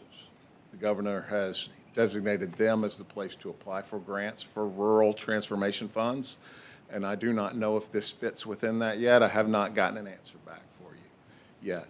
I do know that there is a model around the state right now for service holes where, and the example that I gave you yesterday is one I'll share with the rest of you. There is a model that we have tried to use in places where there are emergency services holes that is happening in eastern Richland County right now. There's a place in Richland County where it takes about 35 minutes for an ambulance to get to people and then about 35 to 40 minutes to get back to the closest emergency room. And we are we are working with a group that is putting together an emergency department closer, so in eastern Richland County, so that when the EMS does arrive there, they have a shorter drive to get somebody to their critical care and to be triaged. That is something that is out there that that I will be happy to talk to our leadership about. Now, that particular project took about 4 years to put in place. This has been something that we had, the local legislators had discussed with the MUSC leadership over 4 years before it was actually able to be something that became a reality. But we do not do emergency services, and so I'm digging into some more questions right now and haven't gotten a lot of answers since our talk yesterday, but those were the things that we had discussed. So if we were to overlay that idea in Richland County to Kershaw County, the hypothetical would be a smaller version of what you have at the Elgin campus off I-20 as a satellite location further north of your main hospital that would serve as a smaller ER or something like that? It is an emergency triage department. Okay. And that would be in northern Kershaw County? See, we're saying will be. I cannot. Could be. All right, Yes, sir. Yes, sir. Yes, sir. I'm a terrible politician. I know. Listen, I used to have to buy fire trucks and ambulances for a living. I understand how much it costs. I to am do a, the I am an business. absolute terrible politician, but I can tell you what I'm good at. I'm good at pushing initiatives, okay? So let me rephrase. The idea that you brought up to me could potentially be in northern Kershaw County and would service southern Lancaster and northern Kershaw County. These are things that we would, yes, sir, that we would look at with you to That's see what if you it and I fits talked that about. model. Yes, sir. to That's see what we if it talked fits about that very, model. very comfortably on the Yes, sir. phone. Absolutely, yeah. And you don't have to say sir to me, you know me. What I want to do is provide these services to these rural areas. And I wish Darrell Augerman could have been here tonight because he's from that northern Kershaw County, kind of Mount Pisgah, Jefferson area. And he said this has been a problem for years, Russell. And I'm very thankful for his phone call as well. But are there any other highlights that you have that? No, right, okay, I've not gotten any answers back from No, the no, no, questions no that we answers, talked just- about yesterday. I'm not sure if there was something that I might have said that struck you that I don't recall. in Well, I that mean, the first thing that conversation, struck me was but- that there could be a small hospital built in a rural area. That blew me away. It's an emergency room, yes, sir. Or a very small emergency room, yes. Yes, sir. Again, my Absolutely. words are wrong. But That's okay, I'm just trying to make my- sure I'm being clear. But my intentions are pure. So, thank you so much for being here tonight. I mean, what a tremendous potential opportunity, okay? But the framework for doing something now is there. And that's what I wanted you fine folks to hear tonight. Everyone that came from Liberty Hill, thanks for being here, and thanks for having me at the town hall. I got something I want to say when you finish. I'm done. Thank you, Mr. Brazel. I need to give Yeah, every I'll other second opportunity of councilman to, Before Mr. I was the Adams second, leaves- wasn't I the second? you were the second, but you've already spoke. And under Robert's rules, I just need to let everybody No, else, I'm just trying to follow the rules. I'm supposed to let everybody else have a You're not- chance to speak well, before someone speaks I don't again. think you're following the rules, but Mr. go Tucker. ahead. Yes, thank you, Mr. Chair. I just wanted, before Mr. Adams, sit down, because when you speak of Richland County, I do know certain things are a little different on the scales. Yes, sir. But in your research, can you find out, are they leveraging this particular opportunity with the penny sales tax? Because they have a No, penny sir. for progress. No, They're- sir. This They're not doesn't leveraging have- that with This does not that? have to do with the local government. This Okay. has to do with, as I understand it, this has to do with the MUSC leadership's determination to serve South Carolina. Okay. And they were asked by several legislators to come in and do an evaluation in certain areas. There are a number of areas that they have looked at. This was one that they had begun the process with. Thank you. I just think it's fantastic. Thank Thank you you, so Mr. much. Tucker. Any other council member who has not been heard wishes to be heard? Mr. Jones, please. Thank you, Mr. Chairman. I want to just say one thing to you. I want to thank you for coming here tonight. I really appreciate it. You didn't have to do that, but you took time to talk with Mr. Brazel, and I didn't know the particulars of what y'all talked about, but I appreciate that, and I think that speaks volume. Thank you, Mr. Jones. I don't have anything for you, Mr. Adams. Thank you, Thank sir. you for coming out tonight. Thank you. We'll catch up later. Any other comments, discussion, questions from council members? Yes, Mr. Jones? I guess I'm a little bit, I would use the vice chairman's word, perplexed or just confused.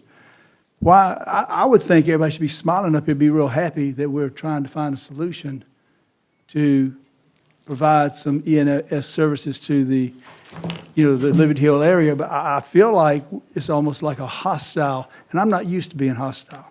It's like I mean, but it seems like there's just a lot of, I can do body language and I can read faces, okay? I read the book 3 times. And I just got the impression that this wasn't a popular subject tonight, and I just don't understand why. Y'all know I'm right. You know I'm right on what I'm saying, so don't sit there and say I'm wrong. I'm 100% right. But guys, we got to come together.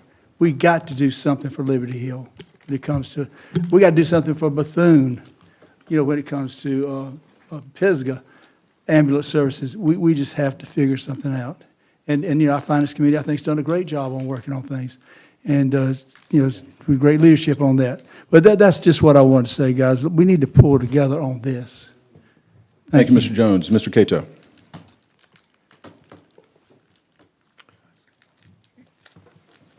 You know, I don't use the word "I" very often. No, I don't do it. You know why? Because there ain't an I in team. There's a me. In the budget retreat, and I'm going to use I, brought this before the budget retreat with a small, short presentation. Mr. Jones, the reason I'm sitting here the way I am is because I feel like I've been left completely out of the loop until today. Well, wait a minute, you were No, invited let to me the town finish. hall. I got the floor. You were I got the invited, floor. you were invited to I've the got town the hall. floor. I got the floor. For the record, you were. For the record, I got the floor. Go ahead. Mr. Brazel, please suspend. Mr. Cato, I you have the was floor. invited to Liberty Hill about 6 hours before the event. Was the first time I knew about it, in which I had a church obligation. And I wanted to explain that to each and every one of you. That's the first time I heard of it, 6 hours before the event. The rest of this stuff I knew about at 1 o'clock today. But I'm the one that brought it up. Mr. Jones, that might not matter to you. It might not matter to you. Well, I'm going to come back at you if you come at me now. I'm just going to tell you that right Well, now. you the one over there I'm that trying to be interrupts nice. everybody. No, I'm trying to be nice, but you're trying to sit over there and be all bullish. My problem with this is there's a lot that can get accomplished if we would all get on the same sheet of music.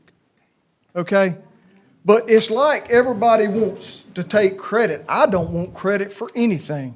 I want us to come together as a body and figure out how we can financially support EMS services in that area. Listen, that area between Porter Road, and I showed it in the retreat, and Lake Wateree is a huge geographical area. Huge. We had an EMS station at the end of Lockhart. That had to be destroyed, okay? For two reasons. One, it had problems with the building. Two was the line of sight for the emergency vehicles to come out of. When I first come on council, that had already been taken care of. That had already been eliminated. I asked last year that we visit, it was a little bit too late, but I asked that we visit putting another EMS station somewhere in the Barron DeKalb area so that it would serve both Highway 97, Liberty Hill area, Westville area, and it could even get over back towards North Central if the unit on Porter Road was tied up, because the one on Porter Road services Cassett and Mount Pisgah and all the way over to the Lee County line, and so there's a large geographical area. I don't want anybody here, and you get upset with me if you want to. I don't want anybody here to misunderstand why I'm upset. It's not about this. I'm behind it. I'm behind doing what we need to do for the people up there, and I always have been. Mr. Brazel said that he talked to Mr. Ogburn. Listen, I'm from that area. I know what it's like. I've lived there my whole life. Okay? I know what the response was. Fortunately, during my time, we had 2 rescue squads, one in Mount Pisgah and one in Bethune, that serviced those areas that were strictly made up by EMT and paramedics that volunteered their time. Had remotes in their house to dispatch volunteers to go out to emergency medical events and fires. It didn't come through 911. But now we don't have that. And it's time that we catch up. But we've got to do it as a team. We can't go out on our own. We've got to do it as a team. And if we do it as a team, we can get this done. And I look forward to working with that and seeing that we can get something accomplished. It's going to take money. It's going to take money. And it can't be done in just a few months. but we've got to get the money first, but it can be done. Thank you. Now y'all can bash me however you want to. I don't want to bash you. I do want to say something, Mr. Danny. Cato, Mr. Jones, do you yield? Oh, I definitely got something to say. Could Councilman Jones, could I respond first? Yes, go ahead. Mr. Brazel. Councilman Cato, I think I initiated the conversation with the statement that he absolutely championed this at the retreat. It was, maybe I was just the lucky one who got to hear from you last Wednesday. And Danny, if you felt left out or blindsided or anything like that, that next Thursday morning after getting home late, my wife and I took a much-needed trip to Florida. We drove 10 hours, went to Destin, Florida. It's really nice if you ever want to go. And we returned yesterday. I have a business, I have a family that I spend most of my time operating. I don't have time to call and ask everybody's permission if it's okay for me to call somebody else. So if I rubbed anybody wrong, don't think it was that I meant to.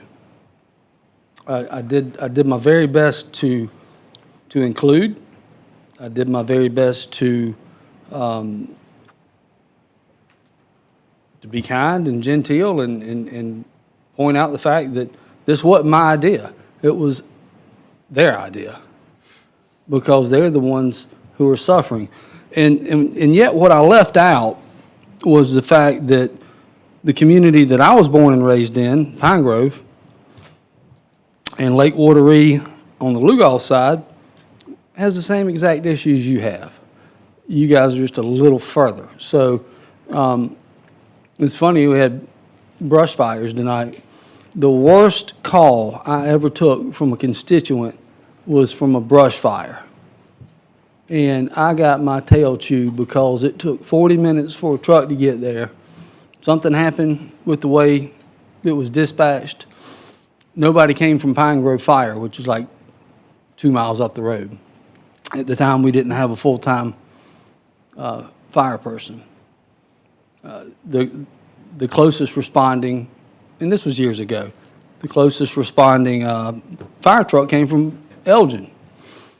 And my mother lit me up because my dad caught our field on fire. And she said, y'all got to do better. And when I'm telling you that, you ever met my mother? Yes. She'll tell you what's on her mind. And I was like, wow, I've never had to deal with my mom being upset at me because I'm on council. But I did that night. And we were able to make some changes for the better. But Danny, I'm 100% with you. It's team, it ain't me. I'm here to work with you. I'm here to work with Ben. I'm here to work with Sammy. I'm here to work with Derek. I'm here to work with Brant. I'm here to work with Jimmy. And I'm certainly here to work with our administrator. So sometimes I'm a little bullish, and that's just who I am. So with that, I will shut my mouth. Thank you, Mr. Brazel. Mr. Jones. Well, I was going to say something. Very well put. I do want to say this. You know, I didn't know about it. You know, I know you invited me to go up there. I was ready to get out of the house. The wife was working late, and I went up there and really enjoyed myself, and I was glad I could be a part of it that night. I don't think anybody was intentionally left out, but I do want to say to you, Danny, I look forward to working with you, and I do want you to know that I, for one, and I know Mr. Brazel, nobody was trying to leave anybody out because I didn't know anything about it either, but I did go. And I would normally sit up here and tell you to relax and take a deep breath, but that might sound like I'm agitating. My wife told me not to agitate people up here. But we do need to take a deep breath, and we do need to relax. And we do need to just calm down. I can't even believe I'm talking like this, because this is not what I was really going to say. I know, isn't it wonderful? Well, it's okay. But the thing is, I have much respect for Mr. Cato. I have respect for each one of you up here. But guys, we just can't take it personal. And but I'll say this: I look forward to working with each one of you to try to resolve an issue. And here's what I will leave everybody with. Okay, Mr. Brazel, thank you. You've brought some ideas to the table So if we don't go with Mr. Brazel's ideas, let's see where council wants to go with ideas. I'm willing to change my thought on the ideas, but I'm willing to see now, okay, we got one person saying he had these thoughts. If that's not going to prove over, we're not going to do that, then let me hear y'all's ideas, what we're going to do. Thank you. Thank you, Mr. Jones. Council members, any further discussion? I haven't been heard on this item yet, and I just want to share a few things. I'm sorry, I didn't know about your meeting, but I do have a few things to share tonight that I think will be relevant and show that there's some path forward for addressing some of your concerns and others in various parts of the county that have concerns. This started, I want to say, 8-ish years ago when we were primarily volunteer-based, and we discovered that so many people were working outside, so many of the volunteers were working outside of Kershaw County, that we were having extremely delayed response times. God bless the volunteers, but we had to figure out a way to fund full-time fire service so that we could reduce response times in very densely populated areas. If you had somebody in Lexington that was a volunteer, they got to check with their boss, make sure they can leave, and then try to drive 30, 40 minutes over here to then get their gear on and try to, unless they have it in their vehicle, and then respond to a fire in a particular area. So we knew we had to do something. At the time, folks, we had handwritten data entries and faxed in reports, and then another human has to collate all that and try to enter it in and get it into the system. We were very, we were aged at the time. We'll say we needed a technological update. That's what the fire professionals who work for Kershaw County and the administrators were telling us we needed to do. And so we did that. We conducted a fire study, which tied in EMS as well, and determined where we needed to spend the money to put stations first. That's a capital expense. And I know I'm preaching to the choir, but then we got to worry about the personnel expense because that's recurring, right? So that study came back and said, Doby's Mill and Elgin, you got to put your first fire and EMS station. We couldn't afford to do both initially. We did a fire station first. It took us a while to fund it, and I'll talk about the mechanism for funding personnel or an operating cost. And then we did EMS after that. And just recently, we completed the Cassett fire station as part of a hub and spoke system that's been part of this emergency response plan for years. And so those two got done. The next rankings in priority, as I understand them, and I had to check my notes in memory, and I believe some of your concerns are already in the queue. So Buffalo Mount Pisgah is in the queue for a fire station. That's one of our next top goals. If you were to ask the fire professionals in the room, as I understand it, if Director Glover was here, he'd say Buffalo Mount Pisgah Fire Station. And that's data based from the fire study. And then also the new technology allows us to get counts more accurately and quickly has confirmed that. And then next up, number 2 would be a Highway 5 EMS station. So that's part of the fire plan and EMS plan. Somewhere up Highway 5, maybe past the old Allen's Market, but not real far up Highway 5 because they still have to hit Lugoff some. But that addresses some of the late concerns in that area at any rate. And then the third one, and the most expensive one, would be a Barron DeKalb combo EMS fire station. So something like what you have at Doby's Mill and Elgin, but at Barron DeKalb, which would be on that side. I'm not sure how far north yet, and the county hasn't identified the property yet. So some of these concerns are already in the queue. They're already part of the plan, and we're working on funding them. But building them as a capital expense, a one-time expense, is one thing. Funding them, because you have to have safety standards for firemen that go into a building. You got to have, like, is it 2 people for every one that goes in case you have to pull that person out? I mean, there's all these ratios that they have for safety to make sure the county can stay insurable with workers' comp and keep the firemen safe as well. With that said, I think just on our best numbers today, an EMS fire station to fully staff it so that you could have the shifts you would need to cover the calls around the clock, it'd be at least $2.2 million, at least. The personnel cost for each ambulance. So each ambulance, I heard earlier tonight, was about $500,000. They're expensive. The personnel cost to run the shifts that would operate that ambulance so it just doesn't sit there so you can actually respond, I think would be about $850,000 per ambulance. So if we had another 4 ambulances. How many people? However many shifts they run.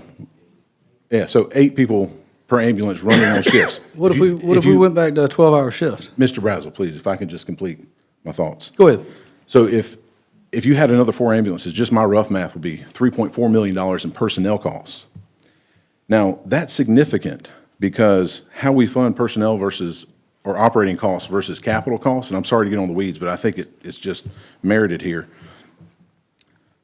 Capital cost is one thing. We have a fire mill or fire millage that we are capped by. There's a law, state law we have to live by called Act 388. We can't just jack the fire mill up to cover all these operating costs. We are capped at, is it a 3.5 or 5% increase, Mr. DeBose, per year? I believe it's 3.5. I'm not- 3.5, okay. I have to check my math, but that's the cap we're allowed. One fire mill is worth $190,000. Point of order. Yes, sir. You told us not to get into the weeds, and you're getting into the weeds. No, sir, I didn't say that at all. Yet we were chastised for getting in the weeds. No, sir, I didn't say that at Well, all. I sure felt like it. No, sir, I believe Mr. Brazel asked that we keep it a high-level conversation. No, it was said up here by everybody talking, No, about sir. us having a conversation. To finish my thought on the discussion. And so the point is, even if we wanted to, we can't increase the fire mill legally to pay for the personnel that would be required to occupy these stations. If we could build you one tomorrow, we can't increase the fire mill to pay for the firemen that would occupy it. So that's a real problem. Advocacy at the State House would be very helpful. You could do a one-time reset. Smaller counties have to deal with this issue. Greenville, Richland County, Charleston don't have this problem because they already had full-time fire service whenever they set their fire mill. When we set it, we had a bunch of volunteers and not full-time employees, and so our fire mill got set low. And all of a sudden, our population started to grow and we needed full-time. When you're looking at a $1.2 to $2.5 million increase in 1 year, it was a real struggle. So the way we tried to address it is a fire fee, which in some ways is inequitable. You could have a improved parcel that has a shack on it and it's a quarter acre. If it has a structure on it, it's paying the same fire fee as a $2 million house somewhere else. They pay the same amount because that's what the law requires. And so I think advocacy at the State House would be very helpful to allow the rural counties to reset their fire mill to fund fire service the way we need to. We're hamstrung by that. And then that's the operating cost side of it, hiring people to actually do what we'd want them to do and respond to the calls. The second part is EMS is supposed to be an enterprise fund. So it pulls from the general fund some, but it's supposed to kind of stand on its own. And so in order to hire that number of EMS, I mean, it would require a significant tax increase, which I don't see how we could do at this point. But we do have goals, and as I understand them from the professionals who know better than me, the goals are fire station at Buffalo, Mount Pisgah, Highway 5 EMS station, and then Barron DeKalb, a combo EMS fire station. And we want to try to tackle those goals as we can. I think we get Mr. Templer, is it 120 or something $million requests each year? And we've, just as an example, have an operating budget of 30 to 40 million, depending on how it goes. And so we get those requests for expenditures each year, and we're unable to spend the money for the requests that we want to. And so we've got to make the tough decisions. I agree that this is a worthy project. It's already in the queue. Based on the heat maps and population density and calls, I think the professionals are telling us that we have these goals. If we can get recurring funds from some of these entities that were mentioned tonight, I'm all for it. If there's a grant that will cover recurring costs, that's awesome. Or capital costs for purchasing vehicles, trucks, or ambulances, or building the actual structures, that's great. I'm not aware of many grants that are recurring for personnel. It's usually 1 or 2 years, and then you still have to figure out how to fund it. And either deal with that Act 388 fire mill cap or the enterprise fund issue with EMS. And so those are some of the thoughts I would have shared earlier, or I thought were appropriate to share now to see the framework that we're working with on emergency services. That's all I wanted to share. Any other comments or discussion? Well, I've got a question. Yes, sir. So I was talking about EMS services. Are they capped at all, or can we relocate monies out of the general fund to support something like a happy median proposal? Because what I proposed was a short-term proposal, and what you've gladly shared is our longer-term goal, which is probably a 4 to 6 year reality. We're not hindered, are we, with EMS when it comes to funding? So I would generally say, and then I'll see the administrator wants to sit up, it's an enterprise fund. Think of it like the airport fund, which we dealt with recently. We dealt with that budget a whole bunch. It's an enterprise fund, so it's supposed to stand on its own, which means, yes, there is some base millage that can be taken from the general fund, which that millage, I think we'd have to look at the most recent reassessment, but I think it's $340,000 per mill. And so, funding $3 million worth of personnel if we even tried to do that, if we could do it and it was legal, would require a 9 to 10 mil increase in a year to fund the personnel, which is not. Is that the same fund that we fund every other agency with, including If- the Recreation Department? If I could just finish. The last thought was on the enterprise fund, since it's supposed to stand alone, the fees generated from the service are supposed to fund it. And so you'd look at some significant increase in EMS fees related to the service that's provided to cover that cost as enterprise.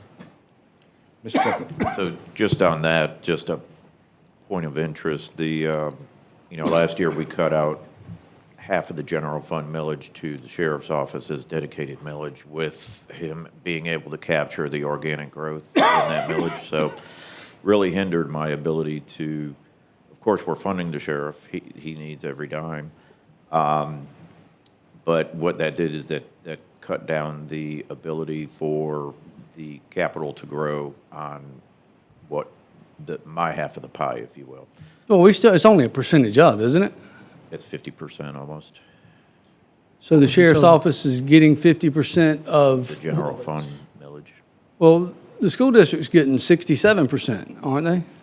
But of what I typically had to deal with in years past, building a budget, we just dedicated the millage he had. We converted into mills what his cost was for operating every year and took that over there. So we had, I think it was 24, 25 mills, just for example, and then just say he got 12. So I'm left with 12.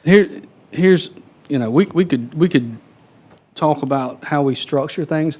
I don't think we're hindered by the State House to move around millage for EMS. I'm not looking for a $4 or $5 million increase at all. I'm looking for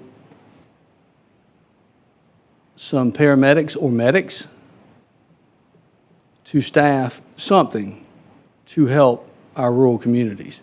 That's what I'm looking for. And whatever that looks like, if we can all generally agree that this is a problem, I think we can all generally agree that we can find a solution. And that was the kind of the level I wanted to leave this. I didn't want to get into a debate. I just wanted to enter a discussion. Frankly, I thought it would have been much more well-received, but then again, I'm not a good politician. So let's close this as we've got other issues. Thank you all for being here. We care about you. We care about your families and your lives.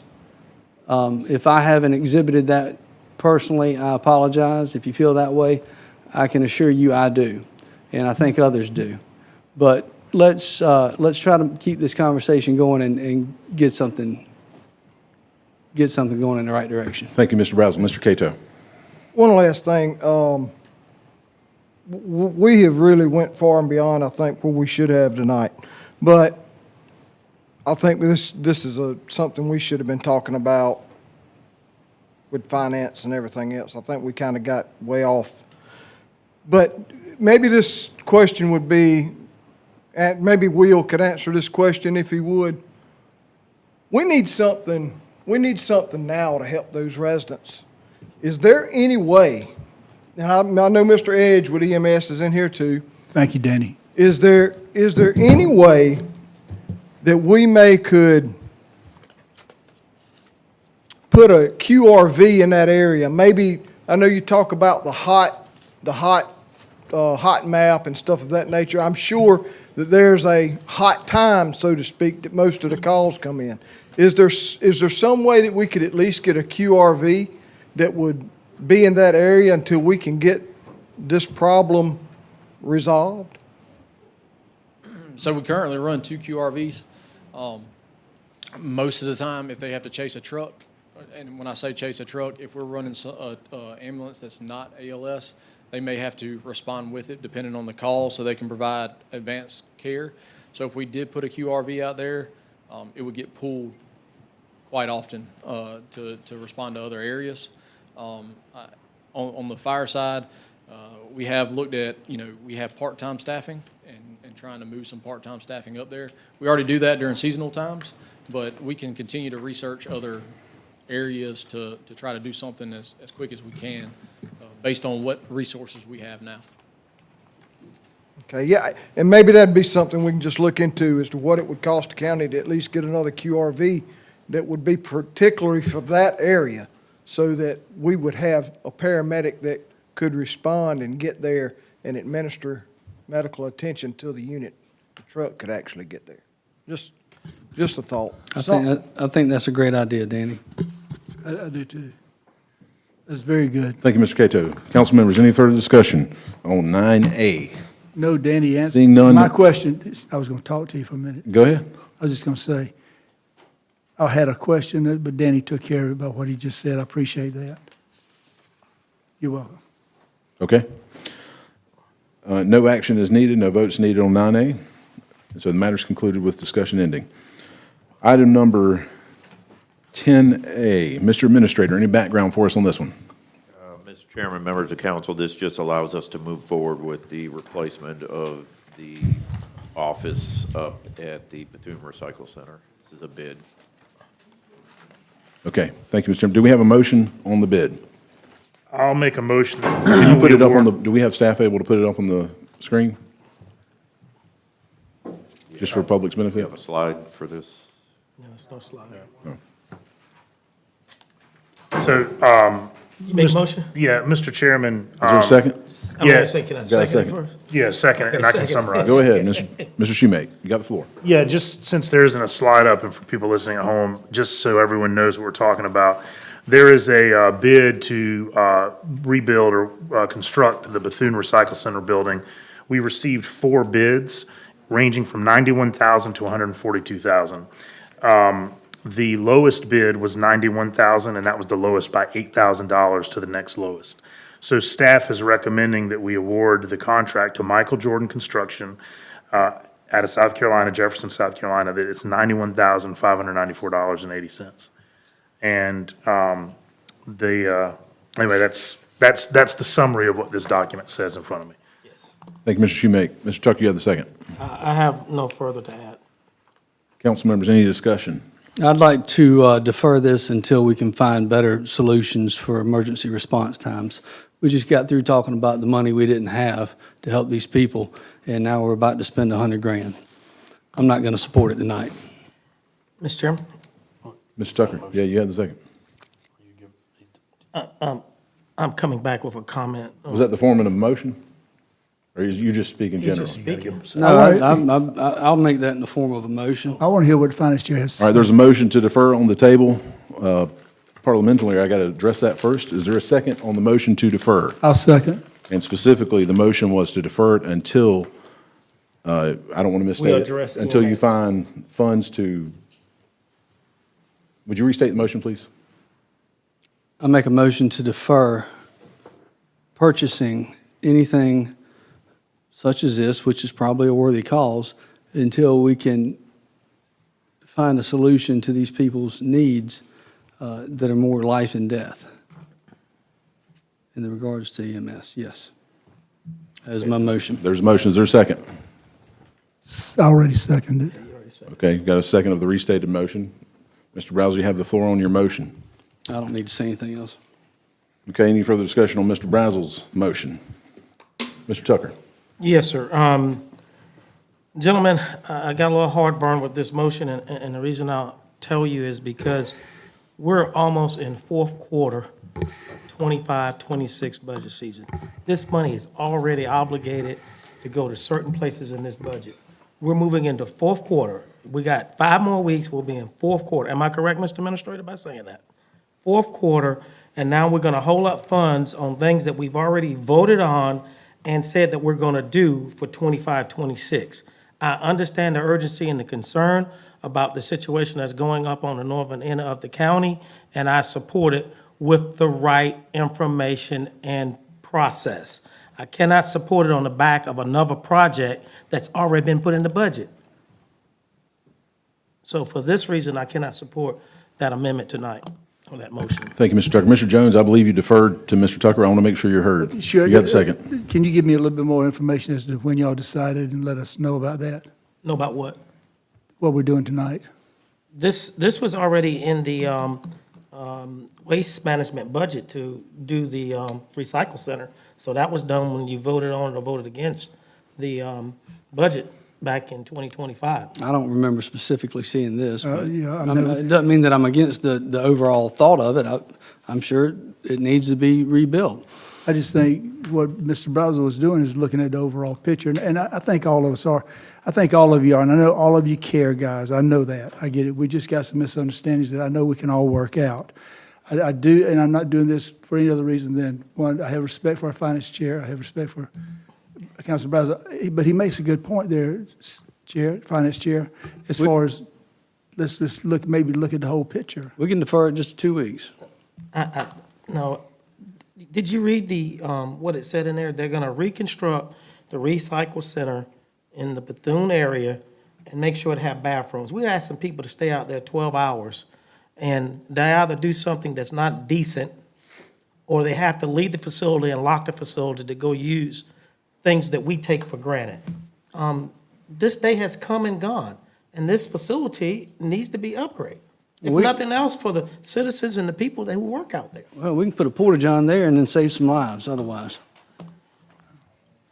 You're not gonna persuade me tonight. I'm not trying to persuade you. I'm making a point. appreciate it. Yeah, I'm making a point. I'm not trying to persuade you. I stand on. Mr. Chairman, can I? Thank you, Mr. Tucker. Mr. Kato, you defer to the administrator? Yeah, I mean, yeah, I'll defer. Ms. Templer? You know, gentlemen, I have a lot of plates to spin. EMS, fire, sheriff's office. I mean, I've made a living for 18 years answering the radio. I understand calls. I understand call times. I also understand when calls back up. And response times, there's just been a lot of discussion that I think gets pulled out of proportion. If you're at a murder scene, you're not going to get to that broke into car right away. And it's prioritizing, and dispatch helps us with that. And so I have a ton of plates to spin.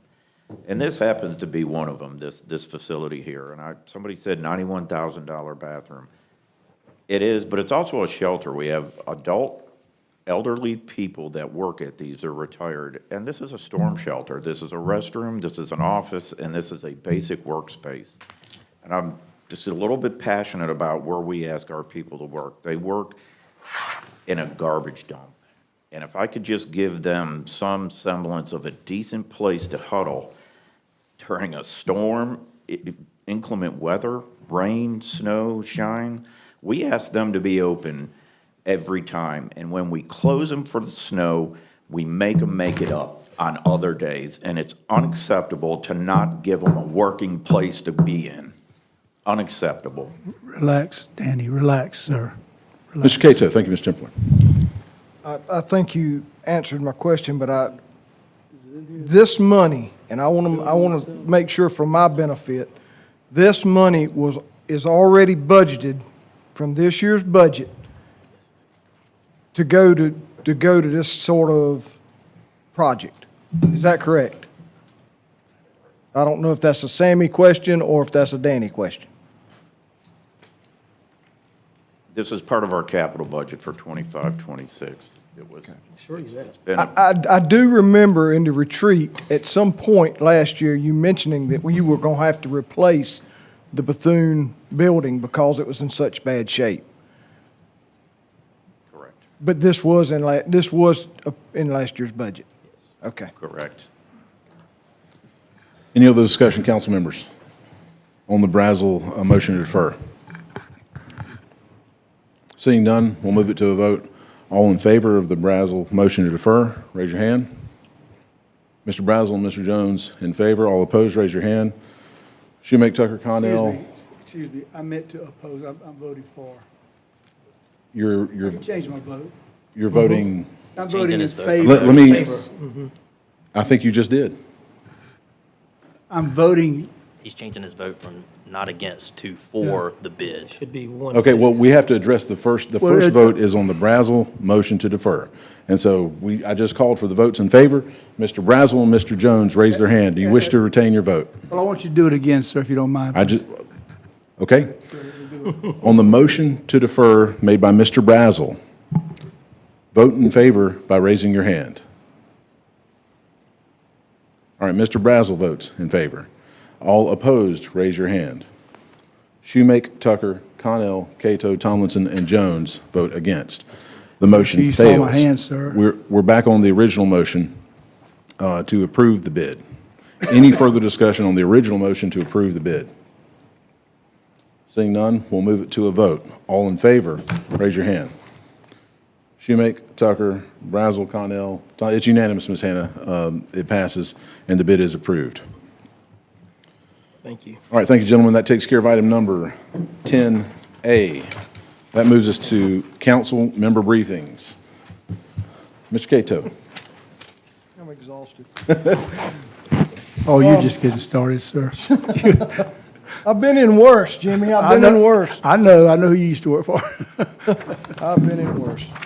Listen, I don't even have a whole lot to say, but I better say this if I don't say anything else. I want to wish my wife a happy anniversary this weekend, 34 years of living in marital bliss with me. So, That's a true statement. Okay. I'm going to close with that. Well, no, I'm not. I want people out there to understand we get heated up here sometimes. But I want you to understand that I have always said since I set my tail up here the very first day that I'd always be open-minded. And I'll continue to be open-minded. I get passionate sometimes. And if I get too passionate, I apologize. But a lot of hard decisions to be made up here sometimes. And if I get out of line, sometimes I'll apologize for that too. But other than that, I hope everybody has a good night. Was that an apology or not? To who? Me? I don't have an apology, no. Okay. I'm just, Thank you, Mr. Cato. Mr. Tomlinson. Thank you, Mr. Chairman. I'd like to say I enjoyed all the citizens here, even from the proclamations we did to the talks regarding emergency services for the rural areas. Hearing the citizens come and talk is a huge help to us as decision makers and policymakers standing up here. Next, I'd like to thank staff, not just our executive leadership, but every one of our Kershaw County employees. That they have a lot of times a very thankless job, do the work, and I have no doubt that if we put the funds in their budget, it's going to get done. We have subject matter experts that we are blessed to keep here in the county. They could easily go another county over and make more money, but they don't because they love this place, just as we do, which is why we're sitting up here. We all have a passion. And thirdly, I'd like to thank my colleagues. You know what? The meeting tonight goes to show exactly why we are sitting up here. It's because we all have passion. And it wouldn't be right for us to sit up here and agree on anything and not have heated discussions, because we all care about Kershaw County and the best for it. And I appreciate every single one of you, and I look forward to continue to work with you. And you too. Thank you, Mr. Chairman. Thank you, Mr. Thompson. Mr. Jones. Thank you. I have just a couple of things I want to say. Would you have ever believed in my 20 years that I would be the calming factor on county council? No. I mean, I'm literally the one who kept everybody calm tonight. And I don't know what And I happened. want to talk about something very important. I want to talk about myself for just a minute. And that was a joke. No, seriously, guys, come on. We got to be lighthearted. Look, we got some serious business to discuss up here. We can get heated at each other, but don't walk out of that room mad with your lips stuck out because we don't agree with each other. You know, God tells us to love each other. And I mean, I love you guys in a manly way. But I think that's what's wrong with the world now. Enough people don't tell them they love each other. We love you too, Councilman But Jones. seriously, guys, we have some serious business up here, and we may disagree, but we need to leave it at that. And Danny, I appreciate what you said. And Chairman, I appreciate your recognition and me being right tonight. Thank you so much. I would fail if I didn't recognize you being right. Thank you, Mr. Jones. And I'm done. Thank you. Mr. Shoemake. Yeah, I think there was, The quietest you've ever been. yeah. He sure is. I have to say that. My wife wanted me to point out that she had texted me earlier that the district honor roll teachers have come out, and so I want to congratulate all the teachers that have our finalists for Teacher of the Year. There's only a few. It's Abby Bates, Susanna Hall, Mariana Vanatter, Marsha Daniels, and Flo Jackson. Those are our Those are representing the finalists for Teacher of the Year for Kershaw County. I want to congratulate them. And also want to thank, our, so I was trying to look at the exact numbers, and, our general fund budget's about 30 million, Danny, give or take. Is that fair? Probably a little bit more, a little Yeah, north. about 34. Does that include what we give the sheriff, or that's after the sheriff cut? So it's probably more towards, a little more towards 40, but it's half of that goes to the sheriff. So. Yeah, so that's after what goes to the sheriff? This was, yeah. So, you talk about what's seeming like that's a lot of money to any human being, and certainly a lot of money to me. But when we talk about that in terms of funding, we hear it in the finance committee. To give you an example, last year, we only had a little under $1.5 million in organic growth. If we have the same sort of thing this year, the boat tax, which is likely to pass, is going to eat 600,000 of that. We were briefed by the auditor just 2 weeks ago that even assuming the estimates are right, that it will come back in added revenue, which I have my doubts, that's a different issue.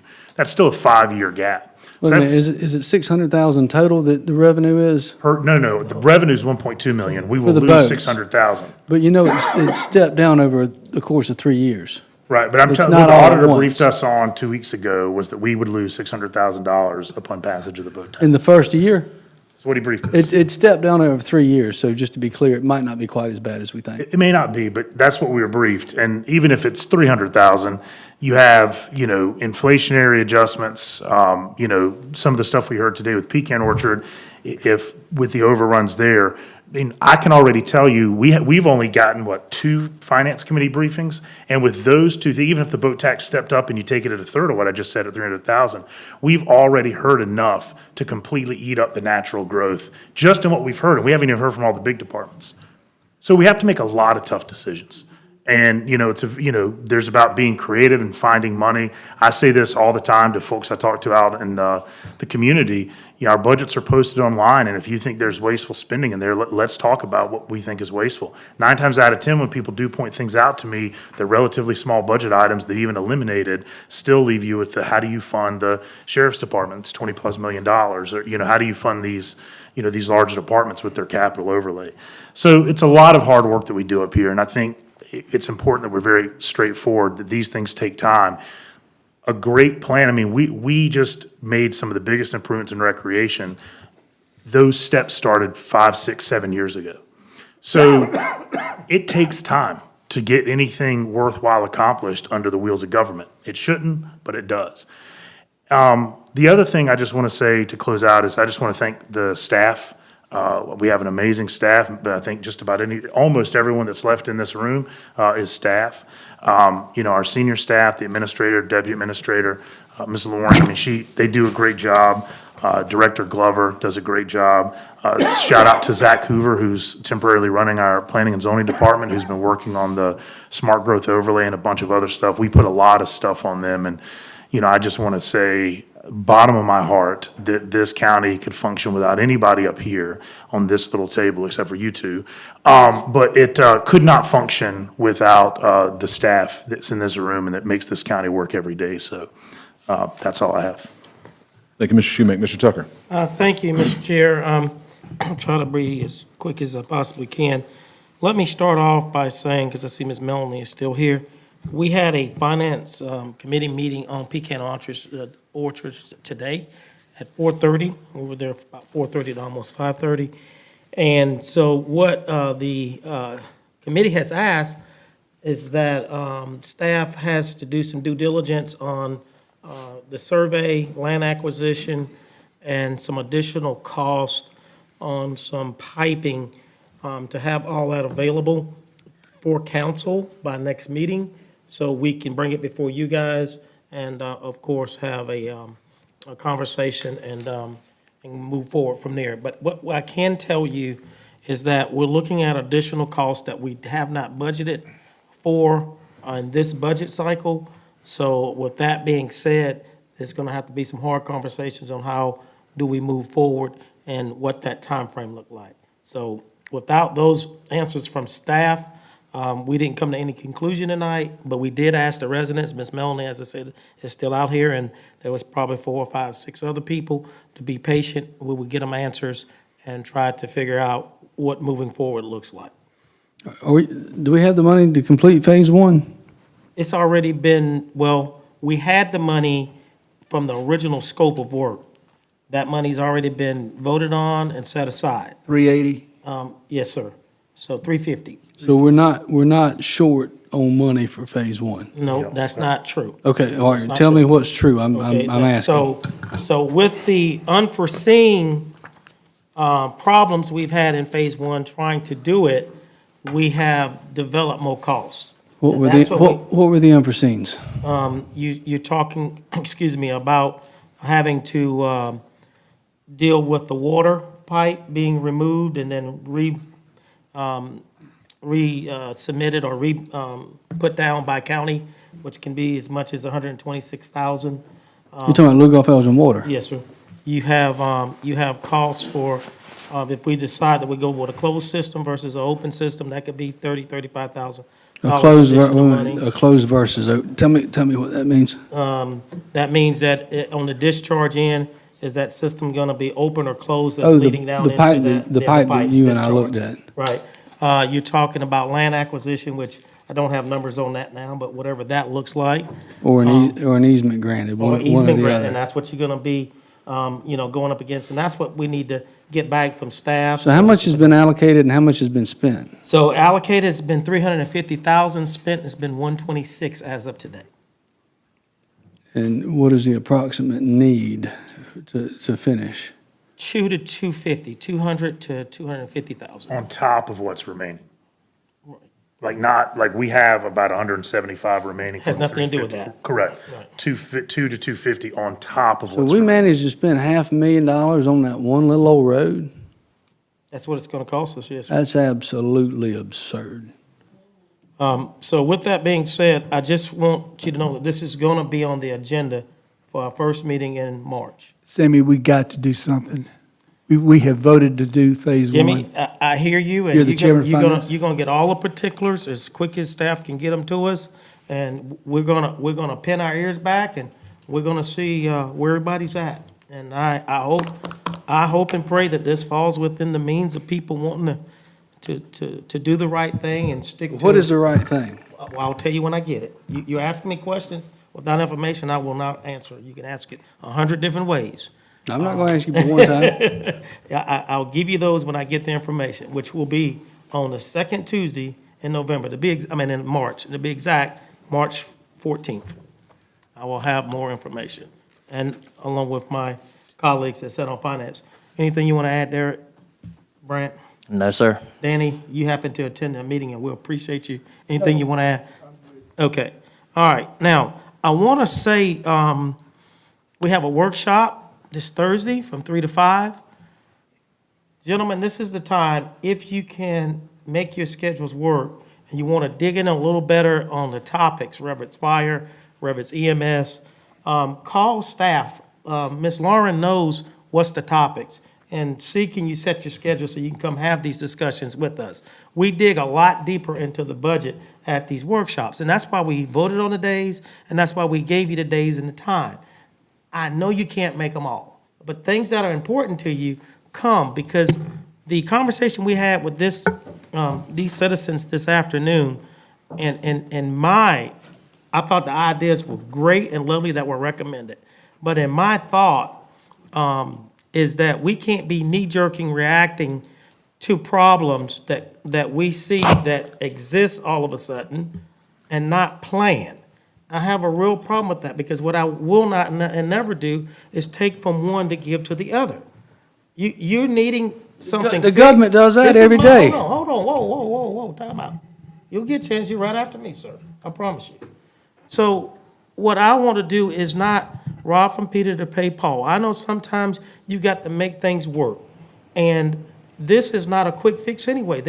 We need to figure out exactly what things look like, from putting a QRV to a full-blown EMS station. There's things that need to be measured by staff, the professionals, and recommendations brought back by them.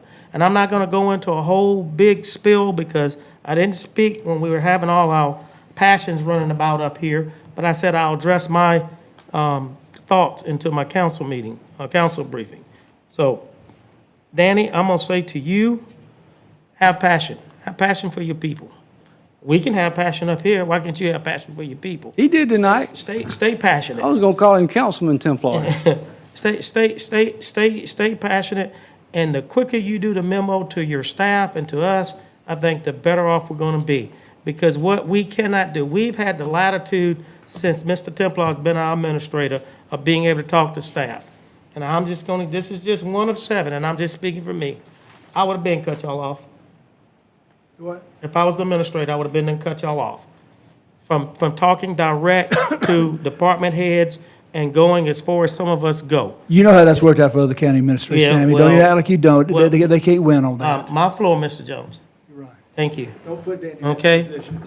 So, no, we're putting him in that position. That's what I said, don't you put him in that By not following what is supposed to be our home rule. We're to deal with the administrator, or the deputy administrator, or the assistant administrator on our issues. And sometime, in my opinion, I'm not talking about your opinion, we push the envelope too far with staff members.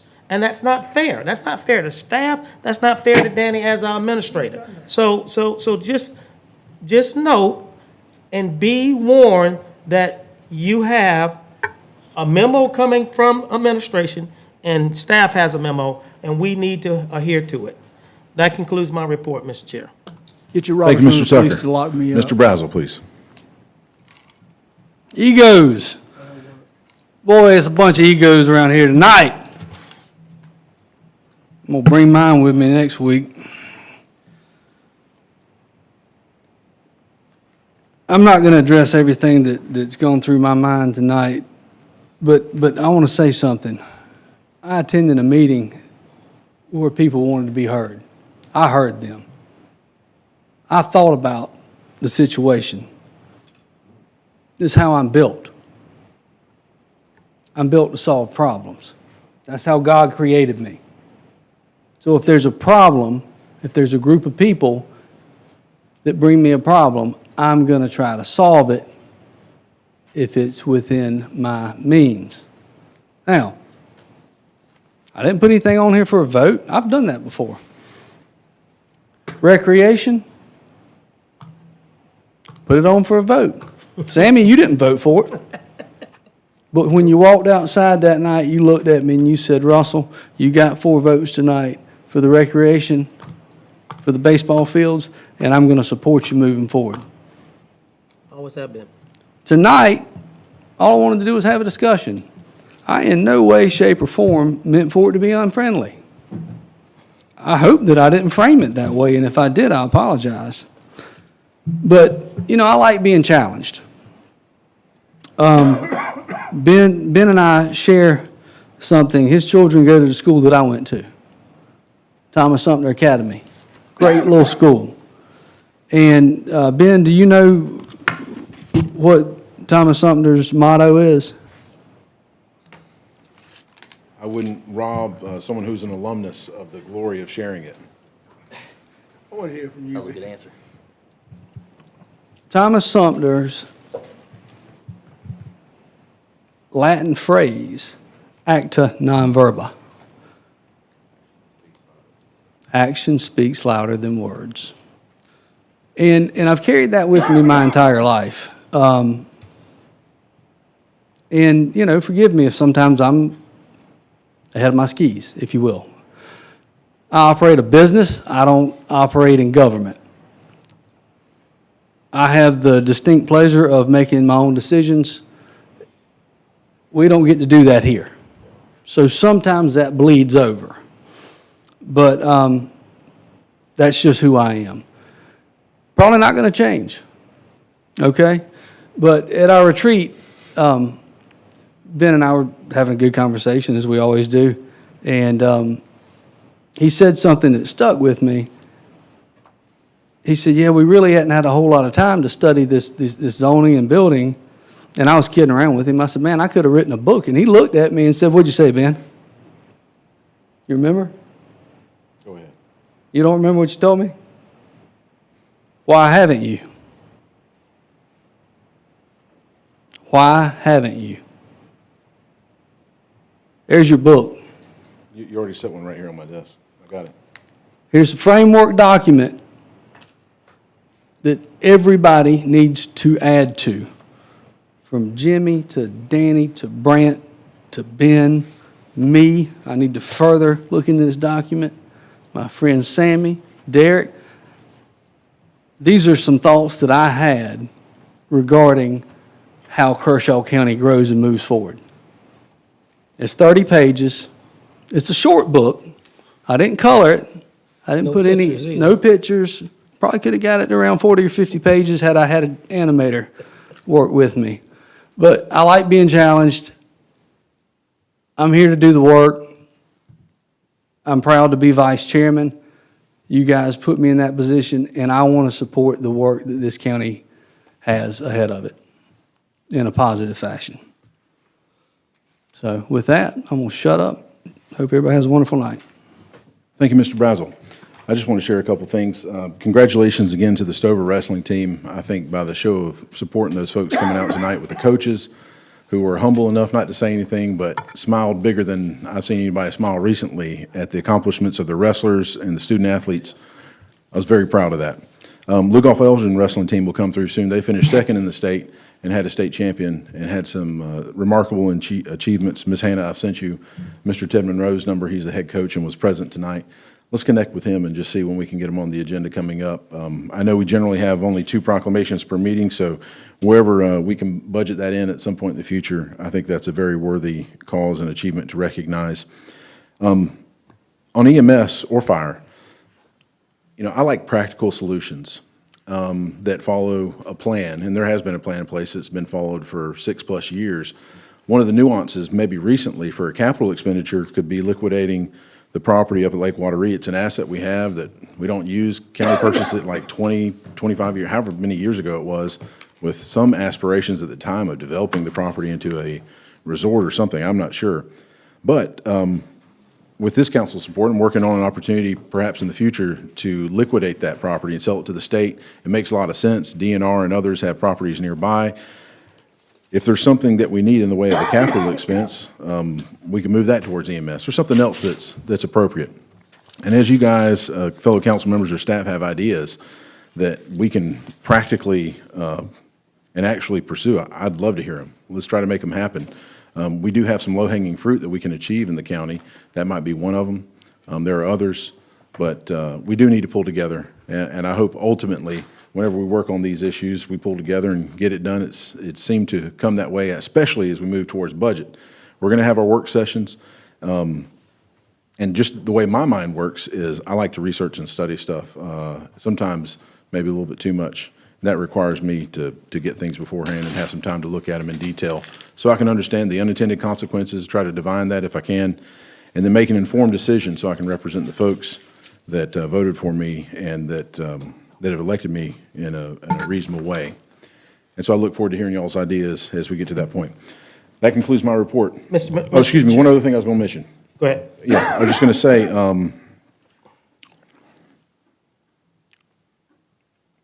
I was reminded that we need to honor statewide Commander Jimmy Rabin and the American Legion with Post 17. They had an event yesterday. It was well attended and a large function that really put that on the map. So we're grateful to him and the American Legion for hosting that in Kershaw County.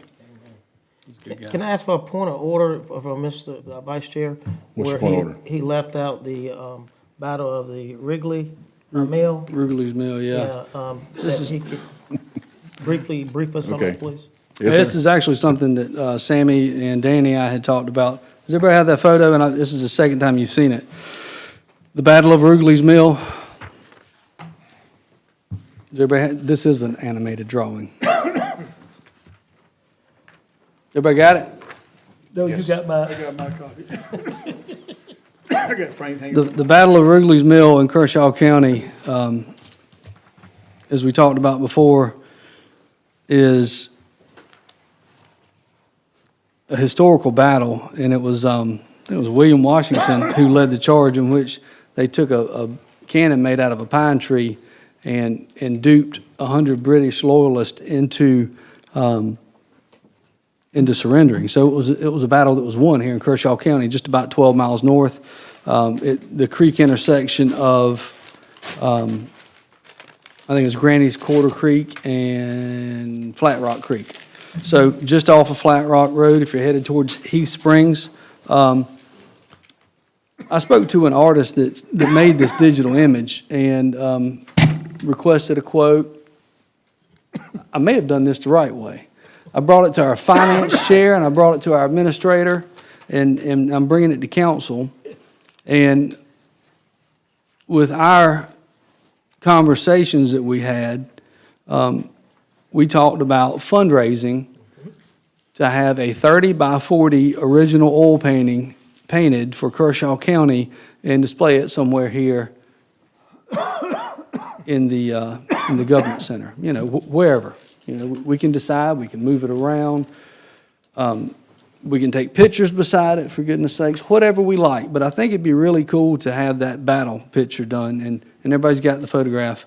The cost is $9,800 that would be paid for by donations to the cause. And we've got bronze levels at $100, silver levels at $250, a gold level of giving at $500, and a platinum level of $1,000. And I would love if we could all just chip in. I'd be willing to even give up any of my travel expense, and I would give up going to the Association of Counties if necessary to make this happen. I think this would be so good for Kershaw County as a whole. But tonight, I think the best way to do it is to fundraise it. So does everybody have a paper with the fundraising opportunities? We'll make copies. But tonight, I'll pledge $1,000 to get it started. And my family and our business will do $1,000. So that leaves us with $8,800. I hope that's something that everybody would like to see happen. And I think it'd be a neat project. Thank you. Thank you, Vice Chair. Thank you. Administrator's briefing. Do you have anything, Mr. Templer? Two quick things, really quick. Yes, sir. Monday, I was lucky enough to go speak to a class at North Central. It was Dr. Tom Perry's Honors U.S. Government class. And those kids are just so impressive. They ask better questions than a lot of the adults I'm around sometimes. It's just so meaningful and thoughtful and just excellent questions. So I'd just like to share that experience with y'all and everyone else and just congratulate them on their successes and especially the job that Dr. Perry does with those kids. So well behaved. One more piece, KC West would be completed, but for the vandalism over there is about $6,000 worth, so that we got some seed germination going on in there, just as you would imagine from people doing donuts on the grass. So unfortunate, but we're on our way to fixing that, and we'll be looking for a ribbon cutting coming up soon. We'll keep you all posted. That's all I have. Thank you, Mr. Templer. Yes. Mr. Bose, any non-privileged legal briefing? No. No legal briefing. We have 3 executive session items on the agenda. Don't forget to mention that to us. Okay. Well, before we move to that potential vote, Ms. Hannah has updated us again on applications and boards and those seats where we have respective responsibilities. I know need to act on mine. Is Mr. Brazel, did he go to the restroom? Yes, sir, he did. Okay, all Yes, right. Well, then we'll go ahead and move into executive session. We have a quorum. Seek an executive session. We have 3 items. I think it's A, and B, but it's really A, B, and C. This is under SC Code 30-4-70 A2 and A1 regarding a matter related to attorney-client privilege and legal advice, a briefing related to contractual arrangements, and a personnel and employment matter. Is there a motion? Mr. Chairman, I make a motion, we enter executive session. There is a motion. Is there a second? Second. There is a second. Any discussion? Seeing none, we'll move it to a vote on executive session. All in favor, raise your hand. Ms. Hannah, it's unanimous by those who are present and voting. We're in executive session. And for the public's benefit, I do not anticipate any vote occurring after executive session.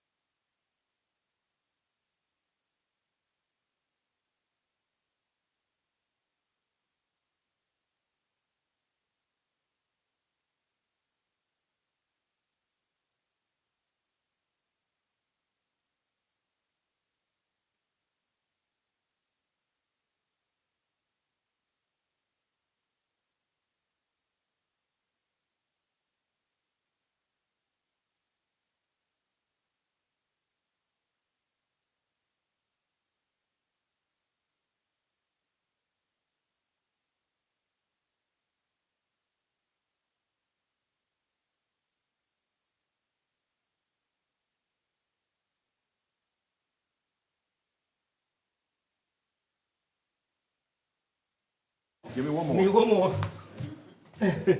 Ms. Hannah, you about to get this real quick, soon as they walk out. Become honorary.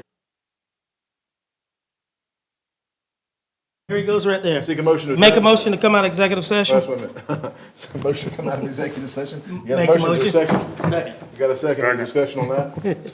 Seeing none, move to a vote. Are we exiting executive session? Is unanimous by those who are present and voting, Ms. Ham? Executive session. Seek a motion to adjourn. Motion to adjourn, Mr. Chairman. Second. Got a second. Any discussion on motion to adjourn? Seeing none, we'll move it to a vote. All in favor of adjournment, raise your hand. It's unanimous by those who are present and voting, Ms. Hannah. Mr.